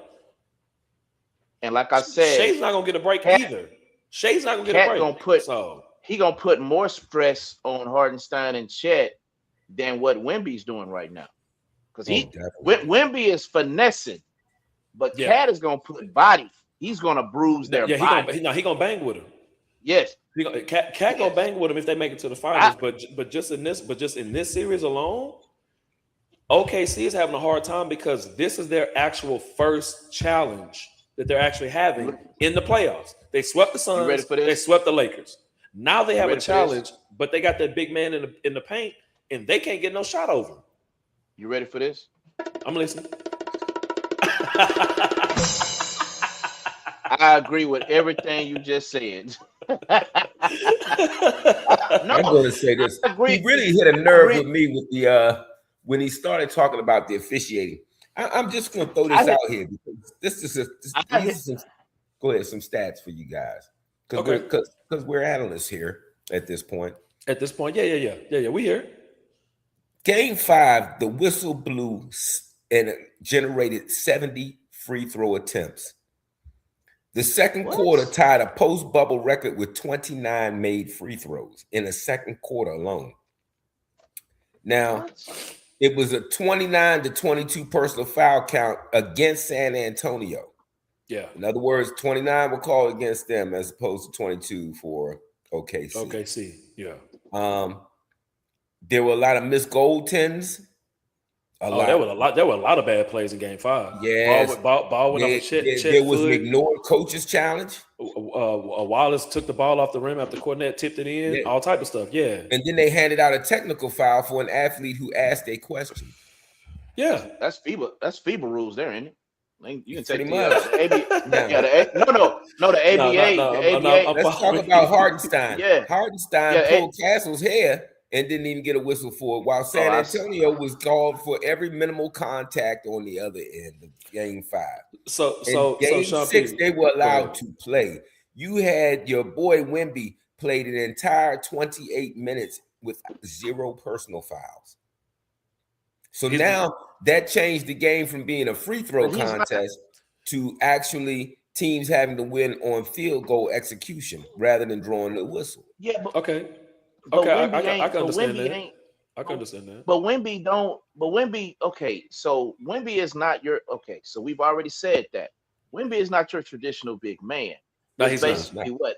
He's not physical. So the reason Olajuwon probably going to have more foul out of more games than Wemby is because they were a physical presence. Yes, Wemby and the game was different too. Presence. Yes, Wemby's is a physical presence, but I'm sorry. Steph ain't shooting over Wemby. No. That's a block shot. Well, Steph did that in the Olympics, so I wouldn't say that. Well, I mean, I'm talking about Steph shot that right in his face. Yeah, and it's a literal picture. Wemby trying to block it, and the ball literally went over his fingertips by probably an inch and a half.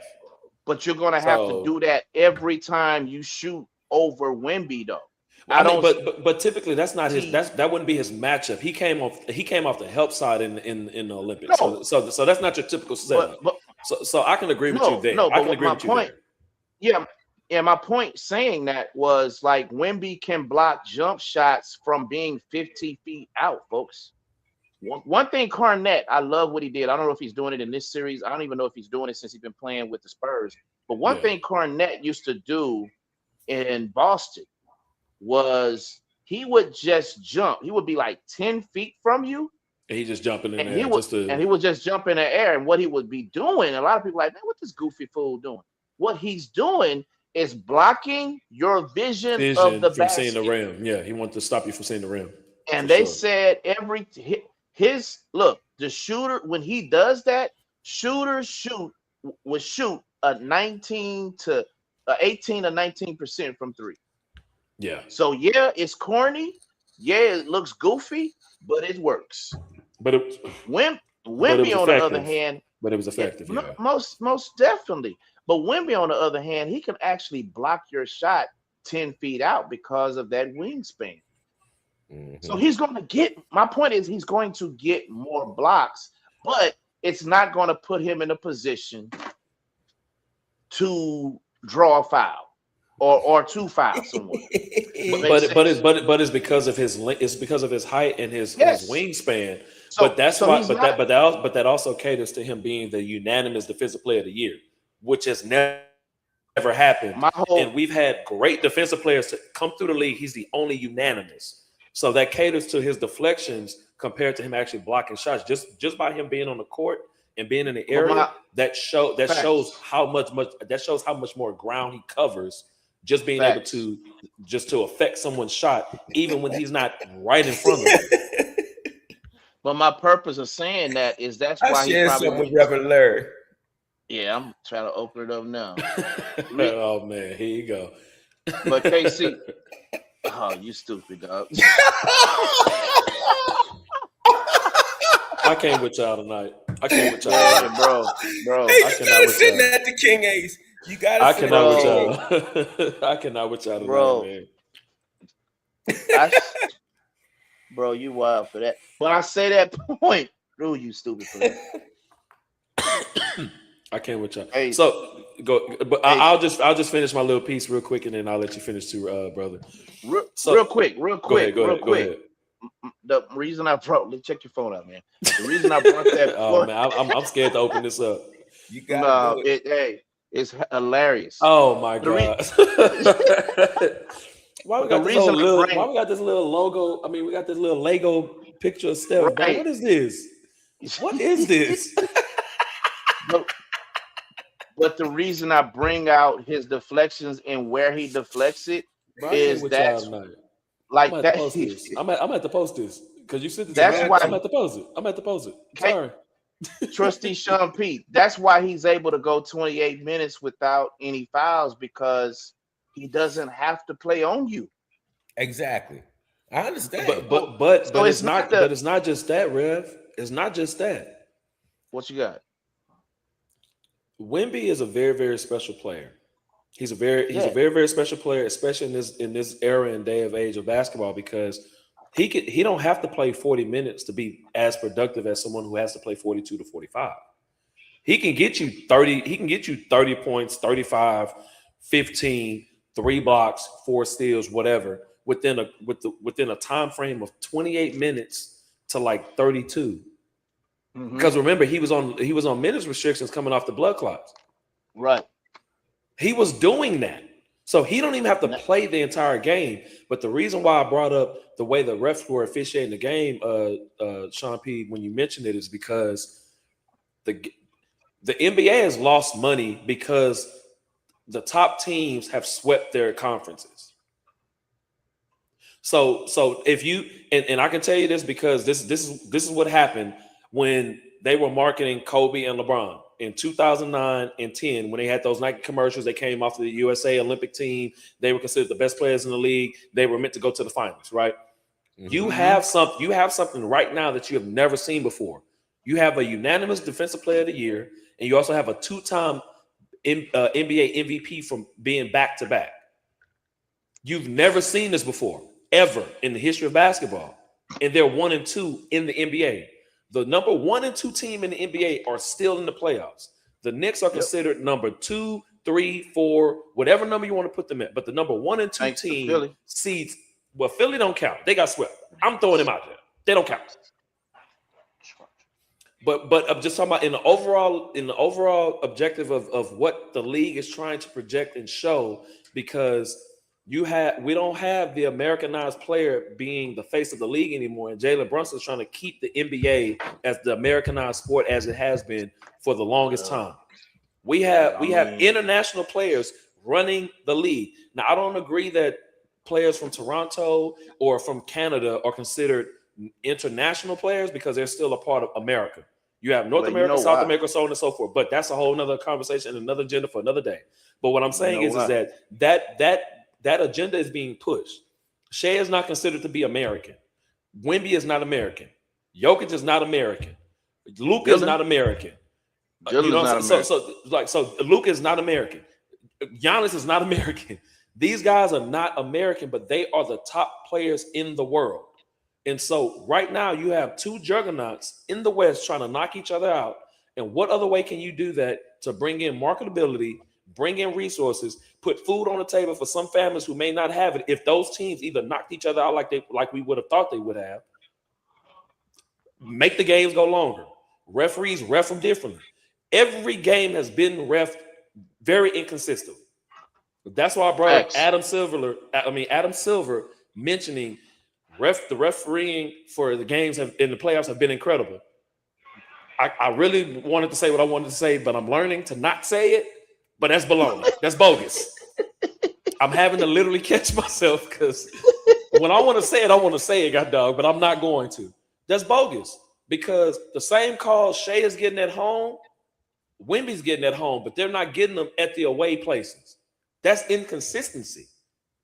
If you're going to tell me somebody, as a prime example, McCain elbowed Harper in his throat on one play, kept going up the court, dribbled 2-3 times. Harper bumped him a little bit. He fell to the floor, got a foul. That's not a foul. That's a foul. Yeah. But Adams, and remember, they supposed to be. Go ahead. They supposed to be cutting down on those flops too. They're not even supposed to be cutting down on them. You're supposed to be getting fined for them, and that's what Adam Silver himself spoke about it. Not one player this year or last year have been fined for flops. So what part of the game are we saying this is incredible? Because it's not. Nah, you're trying to sell us a dream, and viewership is down. And one of the reasons viewership is down because you have two. Oh, I almost cussed again. Sorry. You have too many apps. You have too many apps that people have to order and pay for just to watch a game. That's why viewership is stretched across. You have Peacock. You have ESPN. We're not on TNT anymore, but you have Prime Video. Then you have the local channels that people watch. And if you really want to watch all the games, then you get League Pass. People are having to stretch their resources to watch games on so many apps just to maintain watching and being a fan of the sport. But you're wondering why you're not getting the viewership for these games. Y'all have too many channels that people are watching. This thing is a conglomerate of a Jesus Christ. Thank you for helping me not to cuss. Lord, thank you. It's a poop show.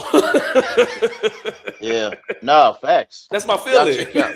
Y'all look at y'all phones right quick, man. Oh man, you got us with another one. All right, DJ Khaled. and another one. That's game 4. That's game. Okay, and so you know what you just sent us. But what you just sent us that goes into what I'm saying. That goes into how they're officiating the games. Because if I'm holding your arm as a natural motion for me to just be able to lift my arms up to get a rebound, that is a foul. You're stopping me from me. That's a foul. You're stopping me from even being able to lift my arms up. That's a natural motion just to do this. I can't even lift my arms up. They would have to go back and this whole playoff, and it's not just this series, but this entire playoff, they've been allowing guys to hold, specifically on rebounds, hold down Big's arms so they can get rebounds. They're going to have to revisit that and get a better angle. And God, I do not want to see 4 referees on that floor. Did you see what DeAndre Ayton was doing against the Rockets? The Rockets, yes. Oh, on the jump ball, bro. Every jump ball, he held Sengun down on every jump ball. Bro, the one single play the whole world is watching is a jump ball. Mm-hmm. I see that. Bro, when are they gonna call it? You can't tell me you throwing the ball up and you only looking up at the ball. Bro, I'm talking about game 1. Game 4. 2. Like you think after game, you would think after game 1, you would go get some film because they all watch film after these games, specifically in playoffs. You think you would go and watch film in game 1 and okay, we missed that, but we're gonna catch it next time. There is no way he's getting every single jump ball, every single one. Game 3, game 4, game 5, he had got game every 6, single one of them. But that's what they've been doing, not on jump balls, but that's what they've been doing all playoff, bro. Nah, DeAndre Ayton been doing that. These other guys, they've at least been trying to be fair. Now I get one thing I understand. One thing I understand. Playoff basketball is gonna be gritty. There's gonna be grind. Yes. It's gonna be tough. You're not gonna get just no easy bucket just because they're gonna let you play. But this is the most hand checking, flopping, manipulating the referee calling something that ain't happened type of playoff series. This is the most I've ever seen. Bro, they're gonna have to. This is the most I've ever seen. They're gonna have to go back to. This is insane. They're gonna have to go back to the drawing board. They're gonna have to go to the drawing board in the offseason. Brother Competition Larry. committee gonna have to come together and do something, bro. Brother Larry. They're gonna have to. It's been so bad. People have denounced even wanting to watch Oklahoma City because they're starting to realize how they're even getting to how they even been winning. And mind that you, is a for real petition. Yes. Mind you, yes. I've been in the gym with one of their players on their team. I work out with him. We get in the gym and work out. I lived in Wake almost 10 years. Kenrich Williams, we worked out. Yeah. We go to the gym. We hoop. So I get a chance to get close with these guys. VJ Edgecombe, who just went to Philadelphia, talked to him, met with him. Torian Prince, talked with him, met with him. You heard what the trainer came out and said? Like they actually teach these guys how to, like a choreographer of fouls, like how to create. Bro, that's not basketball. That's not basketball, bro. That's not basketball. And what that does to me, I'm totally understanding it. But what that explains to me, that we're not even talking about skill of basketball anymore. We're talking about how we can fool, persuade, and manipulate or coerce the referee or anybody, the viewer who's watching, to think something that's not really happening. That's like this new age hesitation where I'm coming down, I'm making you think I'm about to shoot the shot. I put my other hand on the ball, then I put the ball back down. Bro, that's a whole double dribble. That's a whole double dribble. If I come down and I put myself in my set shot and my other hand touch the ball while my right hand or my left hand, whichever hand you shoot with, is touching the ball, the man commits because either you're a shooter or a very, very decent scorer and they have to commit. Then you put the ball back on the floor. That is a double dribble. Hands down, no questions asked. But that is where the league is now, and they're giving that a pass as skill. No, y'all are trying to warp and change the game and what the rules are supposed to be. And a lot of people have noticed that and they don't like it. But y'all trying to sell us a product. You're trying to sell me sugar, but it's really what it is. And I can't say it, and I'm not gonna say it. But hey, you know I'm going with it. Tyrese Halliburton came out and said, I just sent it to y'all. Tyrese just had, and I know I saw it. I knew I saw it somewhere. Tyrese came out 2 years ago and said that NBA players are taught how to flop. And that trend is going to continue to trend until the league puts a stop to it.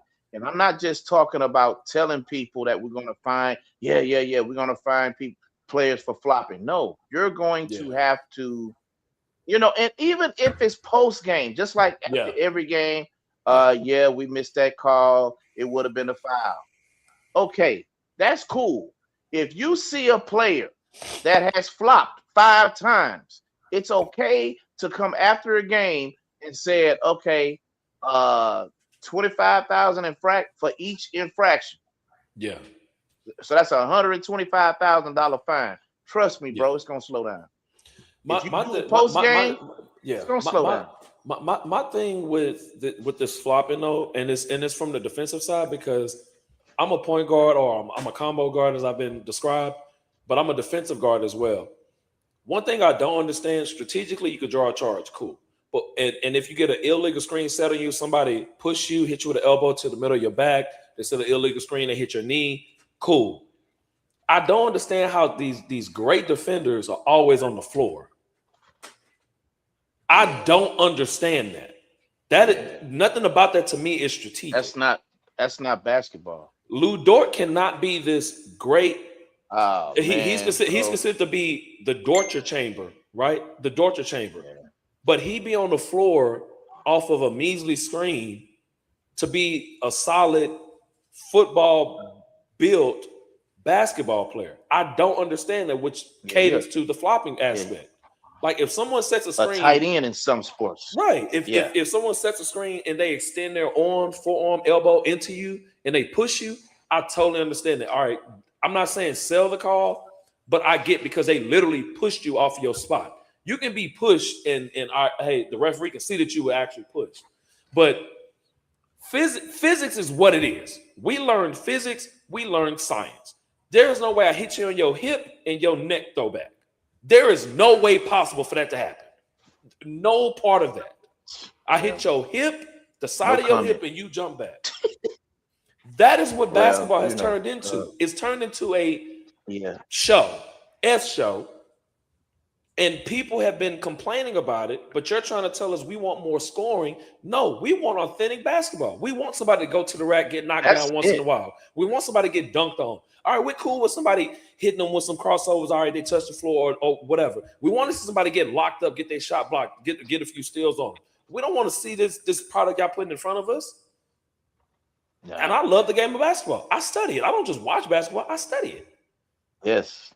I'm studying plays. I'm studying schemes. I'm studying how defenders are playing gaps, getting the defensive rebound, getting up the court. They're not even a scorer, but they're running the floor the entire time. That's how he getting 15 points. He playing hard. Yeah. That's basketball.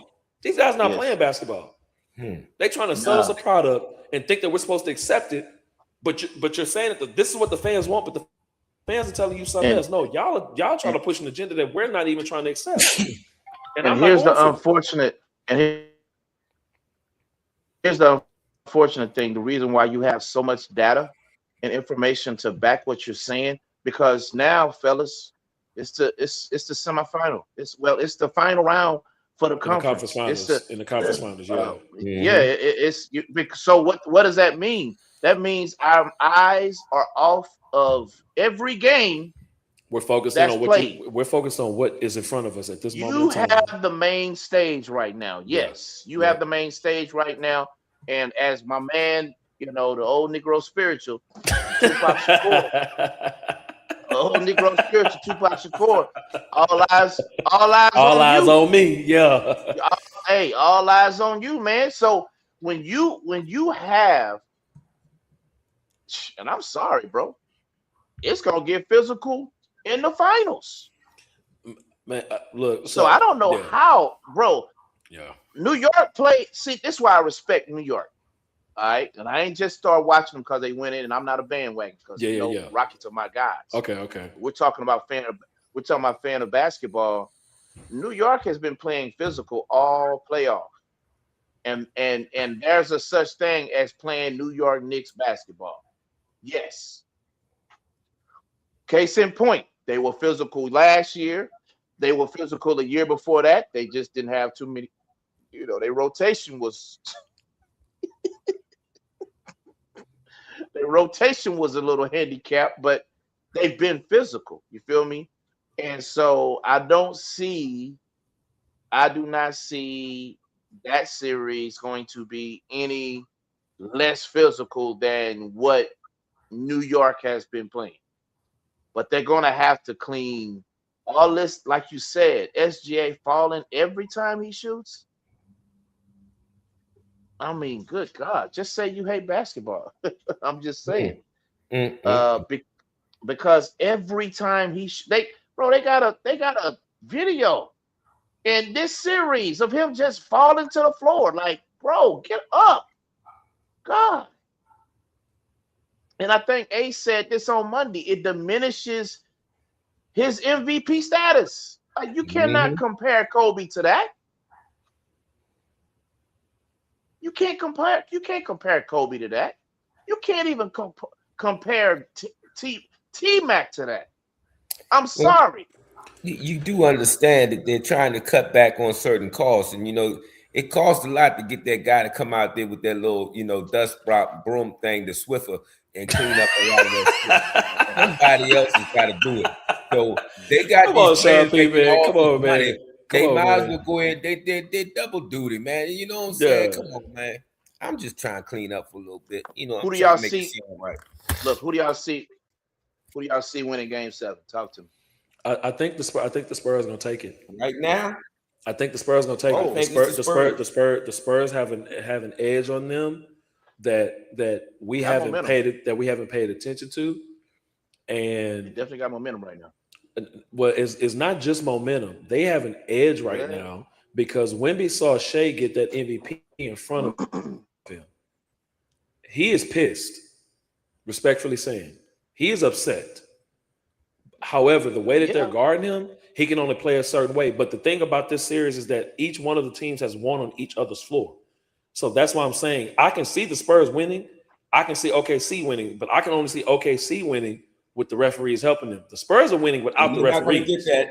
They got an entirely new referee, a whole lineup. I'm telling you, they got a real mob coming down there to OKC. No. Hey, that's perfect. That's perfect. But the guys still have to make shots when they get them.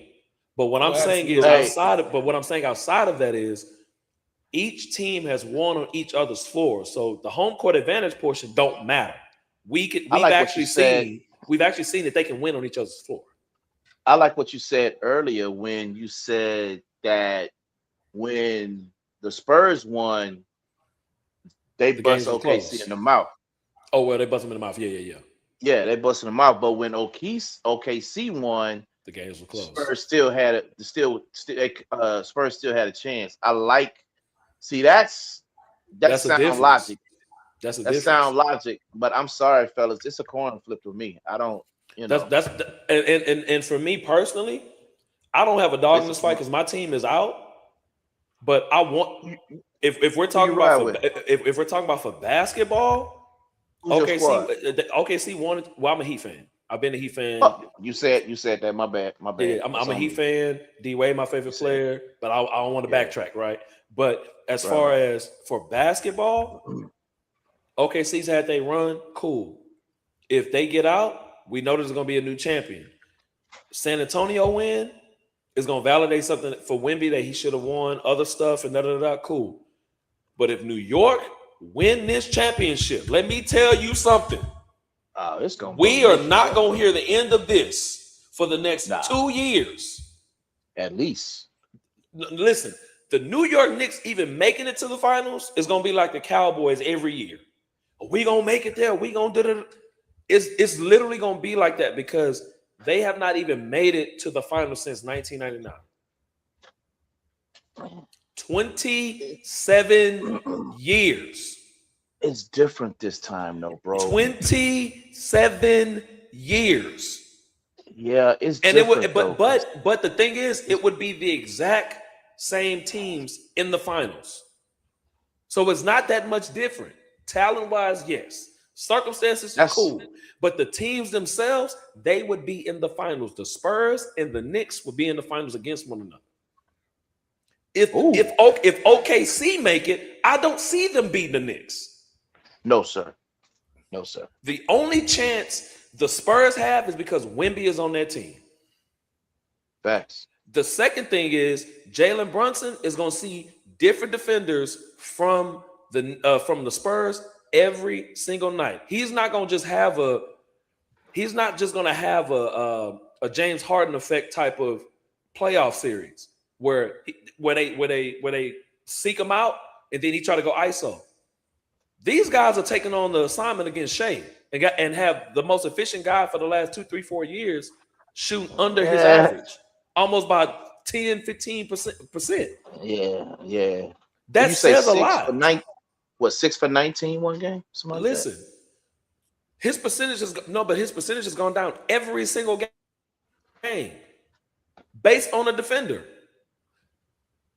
Vassell, Champagnie, Carter Bryant, Fox, Castle, Harper. That's 6 different guys guarding him. He's seeing different defenders while still having Wemby behind him. You're not going to get the numbers that you think you're going to get. That would be the same thing with the Knicks. The only difference is they would not have the same rim presence that the Spurs have. But you have the defenders on that team. Jose Alvarado, Shamet, Josh Hart, and OG Anunoby. You have Mikal Bridges. I mean, that's why Miles. Yeah. Like you have a plethora of guys who can guard you no matter what series you go into, because they know their role. Yeah. And they're well rested. You're not going to beat a team who's had a week and a half off. I don't believe you are. But they've had a week and a half off. They're going to have better legs than you do. Now you just had your first 7-game series. Now, granted, it can unlock something for OKC to realize, hey, look, we're in the NBA Finals again. We can make history. You're a 2-time MVP. We can be a 2-time NBA champion, so on and so forth. The Knicks got something on their back that y'all don't even realize because they are the mecca of basketball. Yeah. And the Knicks can win in your building. Yeah. And Tony Brothers ain't refereeing. Oh, and now that you say that, if you don't have the referees on your side, bailing you out on certain shots, because I'm gonna be as 100 as I can be. I'm gonna say this, and I'm pretty sure other people have said it, but I'm gonna say it here first on the late night show. OKC would have won that championship last year. OKC would not have won that championship last year if Tyrese Haliburton didn't get hurt. I'm telling you that right now. No, sir. I don't see that either. They was not winning that championship last year. Tyrese Haliburton had 11 points in the first quarter by himself. But Indiana did go to the finals last year, didn't they? Took OKC to 7 games last year. 7 games. Yep. With a hobbled, hurt Tyrese Haliburton. Yep. Some of these referees might be on their payrolls. What's been discussed and rumored. I don't want to say it's rigged and but you know, both the games with Tony Capers has had a high foul count. Tony Brothers has had a high foul count. He was the one that officiated game 5, blowing his whistle. I'm surprised he ain't swallowed. Bro, Shea had 16. He was 16 for 17 at the free throw line, bro. I'm trying to tell you, that's what has been saving him. Crazy. That is what's been saving him, because that 20-point streak that he had throughout the season, they were losing a game to Chicago, and they kept him in the game just for him to keep his 20-point game win streak going. They didn't have a chance to win the game, but they kept him in the game just so he can keep a 20-point streak going. Yeah, but LeBron stat pattern. Well, no. Hey, Bron in Cancun, or in LA, or he in Fiji, or he in Dubai, or he's somewhere. We don't want to bring Bron up. You don't want to bring Bron up. I'm just saying the consensus is that he's the stat pattern, but they don't look at anybody else. He get ridiculed. He's opened the door though. No, but he get ridiculed for stat pad. Russell Westbrook gets ridiculed for stat pad. But what that does, it opens up other doors. Well, how you know Jason Kidd wasn't stat pad? How you know John Stockton wasn't stat pad? I don't want us to end up being in that type of conversation, because then we're gonna end up with somebody on our show. I'm just saying, I don't want nobody to say that and then end up on the show and then I have to cook them. Saute style. Here's the thing. With a little bit of olive oil on. Here's the thing, Ace. I don't want to do them like that. Hey, look, use wood pellets when you're smoking. Now. Wood pellets. That's hey. I don't know if y'all grill meat out there, but look, I don't know if you smoke meat, but if you smoke meat, wood pellets is the cheat code. I gotta have the wood pellets. The wood pellets do it. Wood pellets. And they wood cheap. Pellets. And they cheap. You can get a whole 20-pound bag for like $19. Yeah, they cheap and they smell good. You can get them. You can get them all. You can get an apple. You can get cherry. You can get whatever flavor you want. That's what I use. I use applewood. We got a grill, so we can use it, but we got to clean it. Wood pellets, which I said. Wood pellets. Got it. Absolutely, wood pellets. Wood pellets. And I'm tell you something else too. Get you a pellet stove if you want to stay warm. Get you one of them pellet stoves, man. It's not charcoal based, is it? Well, I cheat. Look. I'm in the deep south. I'm in Texas. I need that charcoal taste flavor, man. No. I use charcoal. I use charcoal. You got wood pellet grills out there, and it's solely wood pellets. But see what I do? I use charcoal. And I put a cup of wood pellets right when I start smoking, and it's a wrap, bro.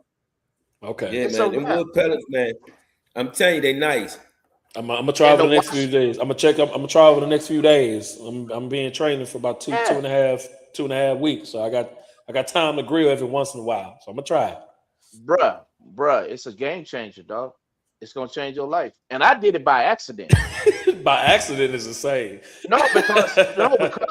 because because the wood I normally get like pecan wood and apple wood, and they didn't have them available, so I just took this bag apple wood of wood pellets. Okay. I'm like, well, man, I'm gonna see what this about, bruh. When I put them things in, ooh, game changer, dog. Yeah, man. Yeah. And to watch the smoke consume what you put on the grill, bruh, it's amazing. If you know how to smoke meat, it's amazing to watch. I'll say that. It's amazing. Yes, it is. But if I can tell you my actual prediction, it's a coin flip for me. As long as my parlays hit, I really don't care who wins. Yeah, it's a coin flip for me too. I don't know if you heard me. As long as my parlays hit, I'm cool. I heard you. I heard you. Oh, we heard that. We agree. Look, they've been helping me out, but they've been very disappointed sometimes. And I'm like, hey man, y'all been playing good, and then you like, goose egg. Goose egg. If your parlay include Wemby getting 8 rebounds, I wouldn't do it. But he's gonna turn into that little dude, to Larry Sanders. No, look, but the way they've been guarding, so it's a mixture. It's a mixture of the two, though. We represent the lollipop kid. No, man, it's a mixture of the two for me though, because how they're guarding him, but they're not giving him those calls. Like I mentioned earlier, if I can't even put my arms up as a normal and natural motion, and you not calling that, then I'm not gonna get it. So they've been allowing a lot of hand checking in this series. They've been allowing a lot of it, but it's also based on who's at home. Because they're not calling the same calls consistently. The literal same push shove that Dort or Jalen Williams or McCain is doing, Castle, Champagne, Vassell, they're doing, depending on where you're at, they're calling it wishy-washy. So that's why Game 7 literally is going to be a toss-up. And I'll give you my prediction now. I honestly believe it's going to be a lot of turnovers because guys are going to try to sell so many calls as far as a flop to get to the free throw line or get fouls that they're going to consider them just turnovers. I told this to one of my boys like a day ago, 2 days ago. I'm like, Game 7 is going to probably be a mess because there are going to be so many guys trying to just sell a call that's not there so they can get to the free throw line or foul somebody out, and it's going to just be a mess. So a lot of guys probably not going to have a good shooting game. Is it 2010 Celtics versus Lakers mess, or just y'all trying to do too much mess? No, these are young guys that's trying to sell calls. Those guys were old veterans that whose legs probably got the best of them, and that's how I view it. Yeah. Like they were older guys, they were older teams. They went to the finals. Both teams went to the Lakers went to the finals 3 years in a row. The Celtics went 2 times in 3 years, and so it's a different feel for those guys from that era to this era. And then that wasn't a 3-point era. That was a big man inside and out era. This is a 5-out shooting threes, trying to get to the free throw line and sell a call type of era. It's not even the same era of basketball when you really break it down. I hope Adam Silver puts in a memo. Please, y'all, just play basketball. I don't think he understands. I don't think he's ever played basketball to know what that means. Jesus, man. That's just my assessment. But I haven't played basketball I played basketball, but I haven't played on that level. But bro, I know. I told 2 of my players yesterday. Say, bro, I'm not putting up with it this coming season. No, for sure. If you're not putting your foot on their neck, bro, I don't know if you're gonna have a home next month. No, we're not even wait. Yeah, we're not gonna wait to the end of the season. He said not having a home next month. Man, rent bro, must be doing. bro, I'm not doing it, bro. Maybe need new shoes, Doing it, man. Hey, man, I'm not doing it, bro. Money's on the line, man. I'm not doing it, man. For sure. I'm not. Mm-hmm. Yeah, I'm not doing it. So, that's what I expect. I want good basketball, man. And I love the game so much. Like I'll watch high school basketball. I'll watch, of course, college. I'll watch any level of college because some of your best coaches and players come from the schools that you don't think would have a chance. And it's the same thing with the NBA. You have your undrafted guys who come in and show you what they really have, and the guys who are the star-studded had all the hype, don't live up to it. And one of my biggest examples of that is, unfortunately, is Zion Williamson. He has so much stardom. He has so much fanfare. He has so much light on him, but due to his health, being on the court, being available, being versatile, he's never made the playoffs. He's been in the league 10 years. That says a lot. That says a lot. Yeah. Not one playoff appearance. 10 years, one playoff appearance. That says a lot. Whoa, he's been in the league 10 years? He's been in the league that long. Speaks about the individuals around you as well, man. I can't bring them up. I can't bring them up when you're the star player. You're the star player. I can't bring them up. You're the star player, but you know what? Ain't nobody doing that by themselves, man. No. It's not. So Sean P. And Sean P. I'm gonna agree with you, but I'm gonna have my own sense of it. I agree with you. It takes a team, but if you are also not available, that doesn't apply to you. Well, that part. That's what I'm saying. Yes, but that's what I'm saying. 100% on that part. But he hasn't been available though. That's the problem. You know, he hasn't been available himself. The greatest ability is availability. However, there have been players who have had more catastrophic injuries than him for weight loss, but they've even made playoff appearances, whether they've gotten out the first round, second round, so on and so forth. Yeah. He has not even made a playoff appearance. You know, that says something to me. Hey man, I'm quiet. I'm quiet on that subject. I can't refute that. But to me, that says a lot. Yeah. A whole think lot. About it. We're in 2026 going into 2027. I already count this year over with because someone else is going to win a championship and he has not even been in the playoffs. That says a lot. I feel you. I do. That's just once again, that's just my opinion on it. I'm not saying I'm right. I don't want to think that I'm wrong, either. But I'm just saying a decade in the league and not one playoff appearance, bro. We're gonna have a different tune for him next year. Hey, what year was that when they played the Lakers in that play-in? For who? New Orleans. And man, that boy, Zion was cooking. Nobody could hold him. And then he pulled up with a ham and left the game, and LeBron then won. I was like, kid, what are you doing? What are you doing to your body? And it hasn't been his knees. That's the crazy thing. It's been his feet and his ankles. Yeah, because he eats and hamstring. And all of those are conditional. That's conditioning. Yeah. That's straight conditioning. Ankles, but again, it has a lot to do with your weight. But conditioning, bro. Hamstring, that's conditioning. You coming to camp out of shape. I tell my guys, man, and don't come to camp out of shape. I stand corrected. Run a mile for 5 days before. I stand corrected. He's been in the league almost 10 years. That was a quote. He's been in the league almost 10 years and haven't even sniffed the NBA playoffs. Not exactly 10 years. I do apologize. He's been in the league almost 10 years, but has not sniffed the NBA playoffs. I do apologize. I'll correct that now. I ain't gonna correct nothing. No, because and the reason why I'm correcting it, because when you have viewers listening to you, you want to make sure you're at least accurate, and when you're wrong, you have to correct yourself too. Yeah, you almost 10 years. How many years has it actually been? 9 and some change. What is it, man? No, it shows he was drafted in 2009, but he hasn't actually been playing. So his years are piling on top of each other.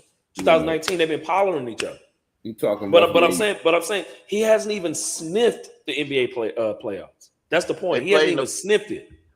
He was in a play-in game. I was telling you, April 16, 2024. They played against the Lakers.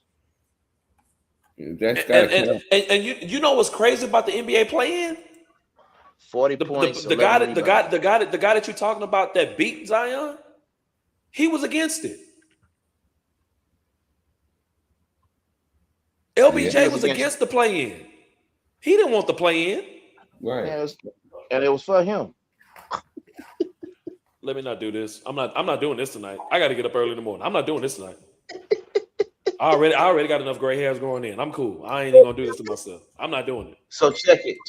He had 40 points, 11 rebounds, and 5 assists before he suffered a left hamstring injury with just over 3 minutes ago. And next thing you know, the Lakers took over and they won. Nobody was stopping him that game, bro. That's how dominating this kid is. Larry Silver was. Huh? You said what? Huh? Somebody said what happened? Bro, we trying to get him started, bro. God, dog, what you doing? What happened? Nothing. I didn't entertainment. Nothing at all, dog. All entertainment. I'm just over here just trying to make I'm just trying to finish. So he's been in the league since 19. Yeah, he's been in the league almost 10 years and have not even sniffed the playoffs. How many number one draft picks at that point would be considered a bust? Most definitely. Yeah, most definitely. But because of his talent and his stardom, you can't actually consider him a bust.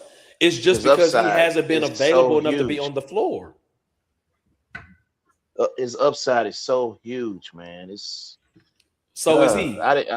I don't know about his upside, but I know his weight.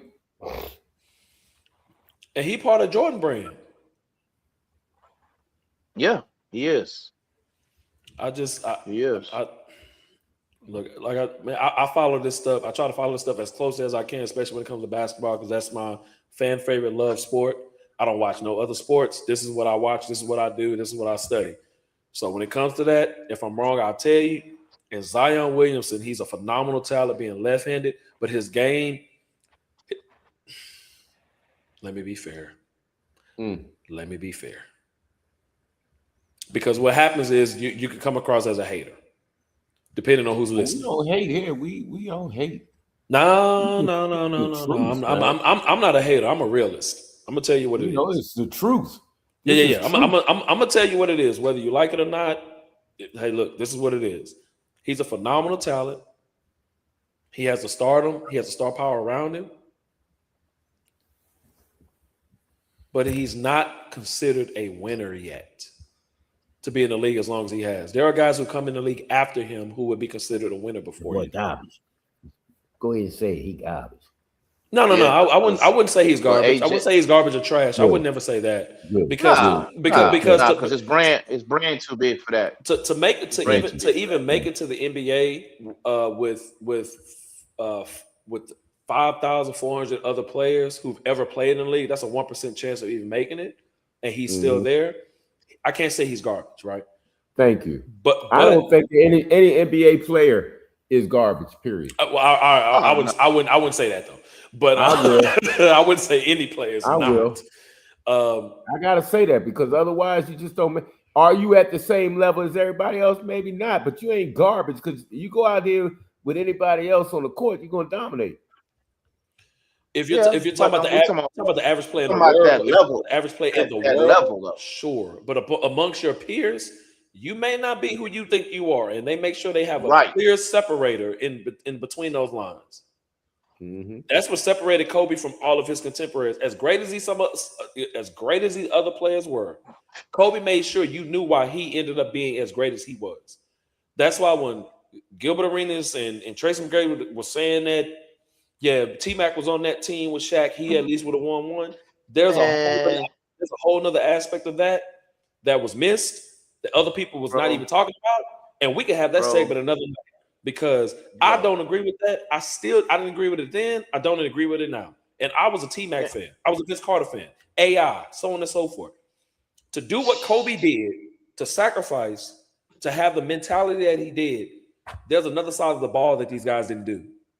Right. They didn't play the defense that Kobe did. That's why he was an all defensive player on first team or second team that whole stretch with the Lakers and even after the Lakers. Yeah. Yep. T-Mac has never made a defensive team. Not one. Vince Carter has never made one. Not one. AI was never known for that once. T-Mac had Yao Ming for 4 years and couldn't even get out the first round.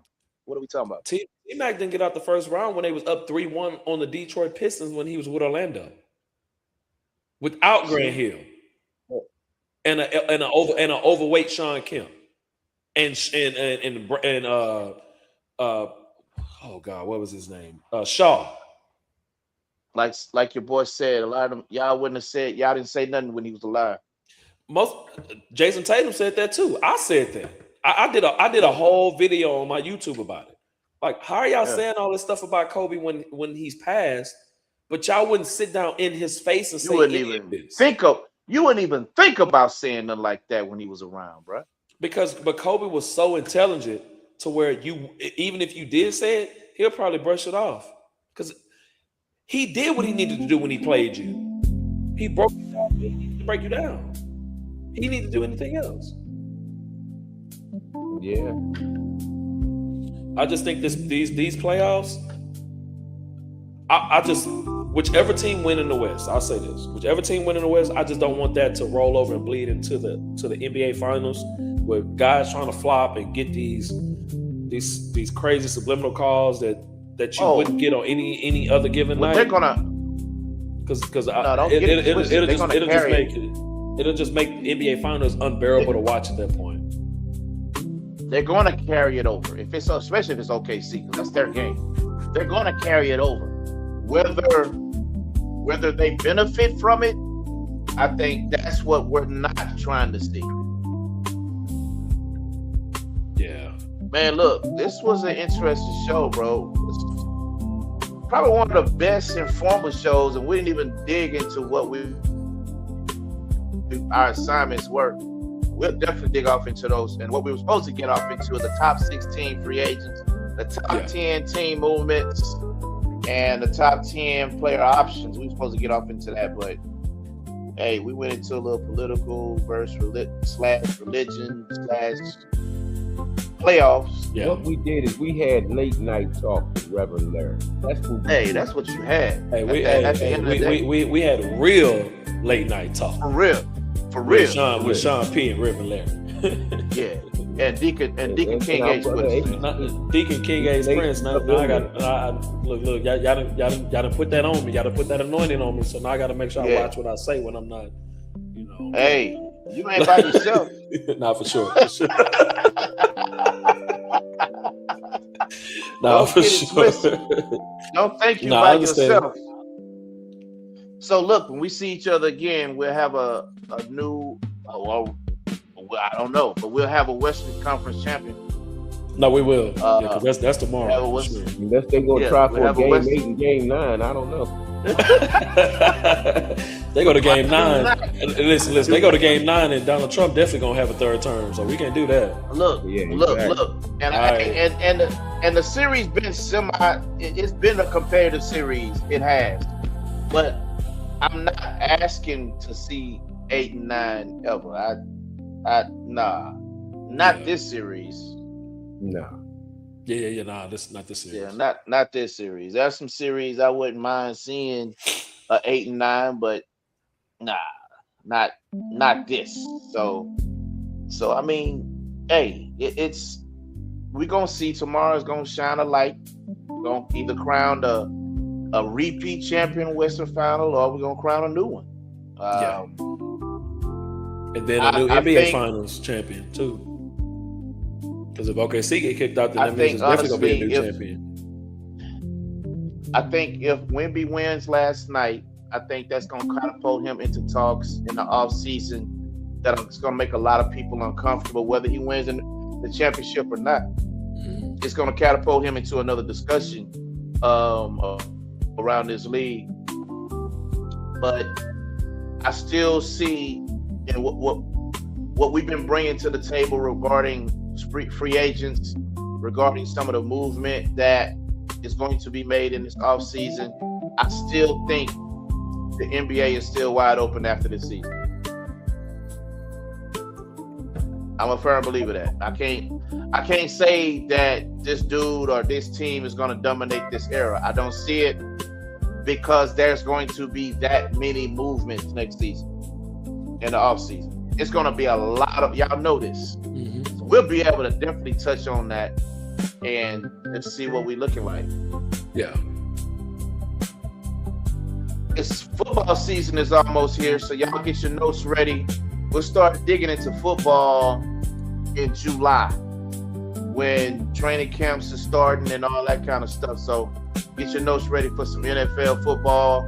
We'll probably touch on some college football as well. But they're trying to expand the college football playoff, which I don't know if I'm with that. I think 8. Let's see, what is it? Yeah, I think 8 is, what is it, 12? Yeah, I think 12 is too much. But, you know, that's just my opinion. Okay. But, you know, it's not a, you know, we just late night talks with Reverend Larry. We're going to be all over the place, but we're going to be in sync with what's happening. Politics, news, world news, it doesn't matter. We're going to be in tune. And just in case y'all didn't know what this was, I appreciate everybody coming out tonight. The clock strikes 9. We're bringing you a message that'll stand the test of time. We got the Let's go. Building, keeping everything secure. A late night conversation that is positive and pure. Turn your radio up, tell your family and your friends. This is where the true community connection begins. It's a place for inspiration. It's a place for real talk. The most uplifting hour on your late night walk. Trusty Sean P, Deacon King Ace, and your host, Reverend Larry. The mic is live right now.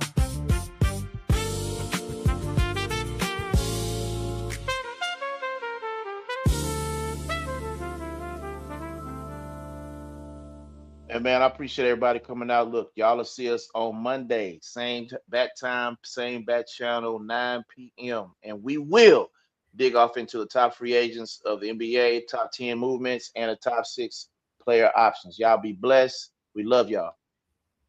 No doubt.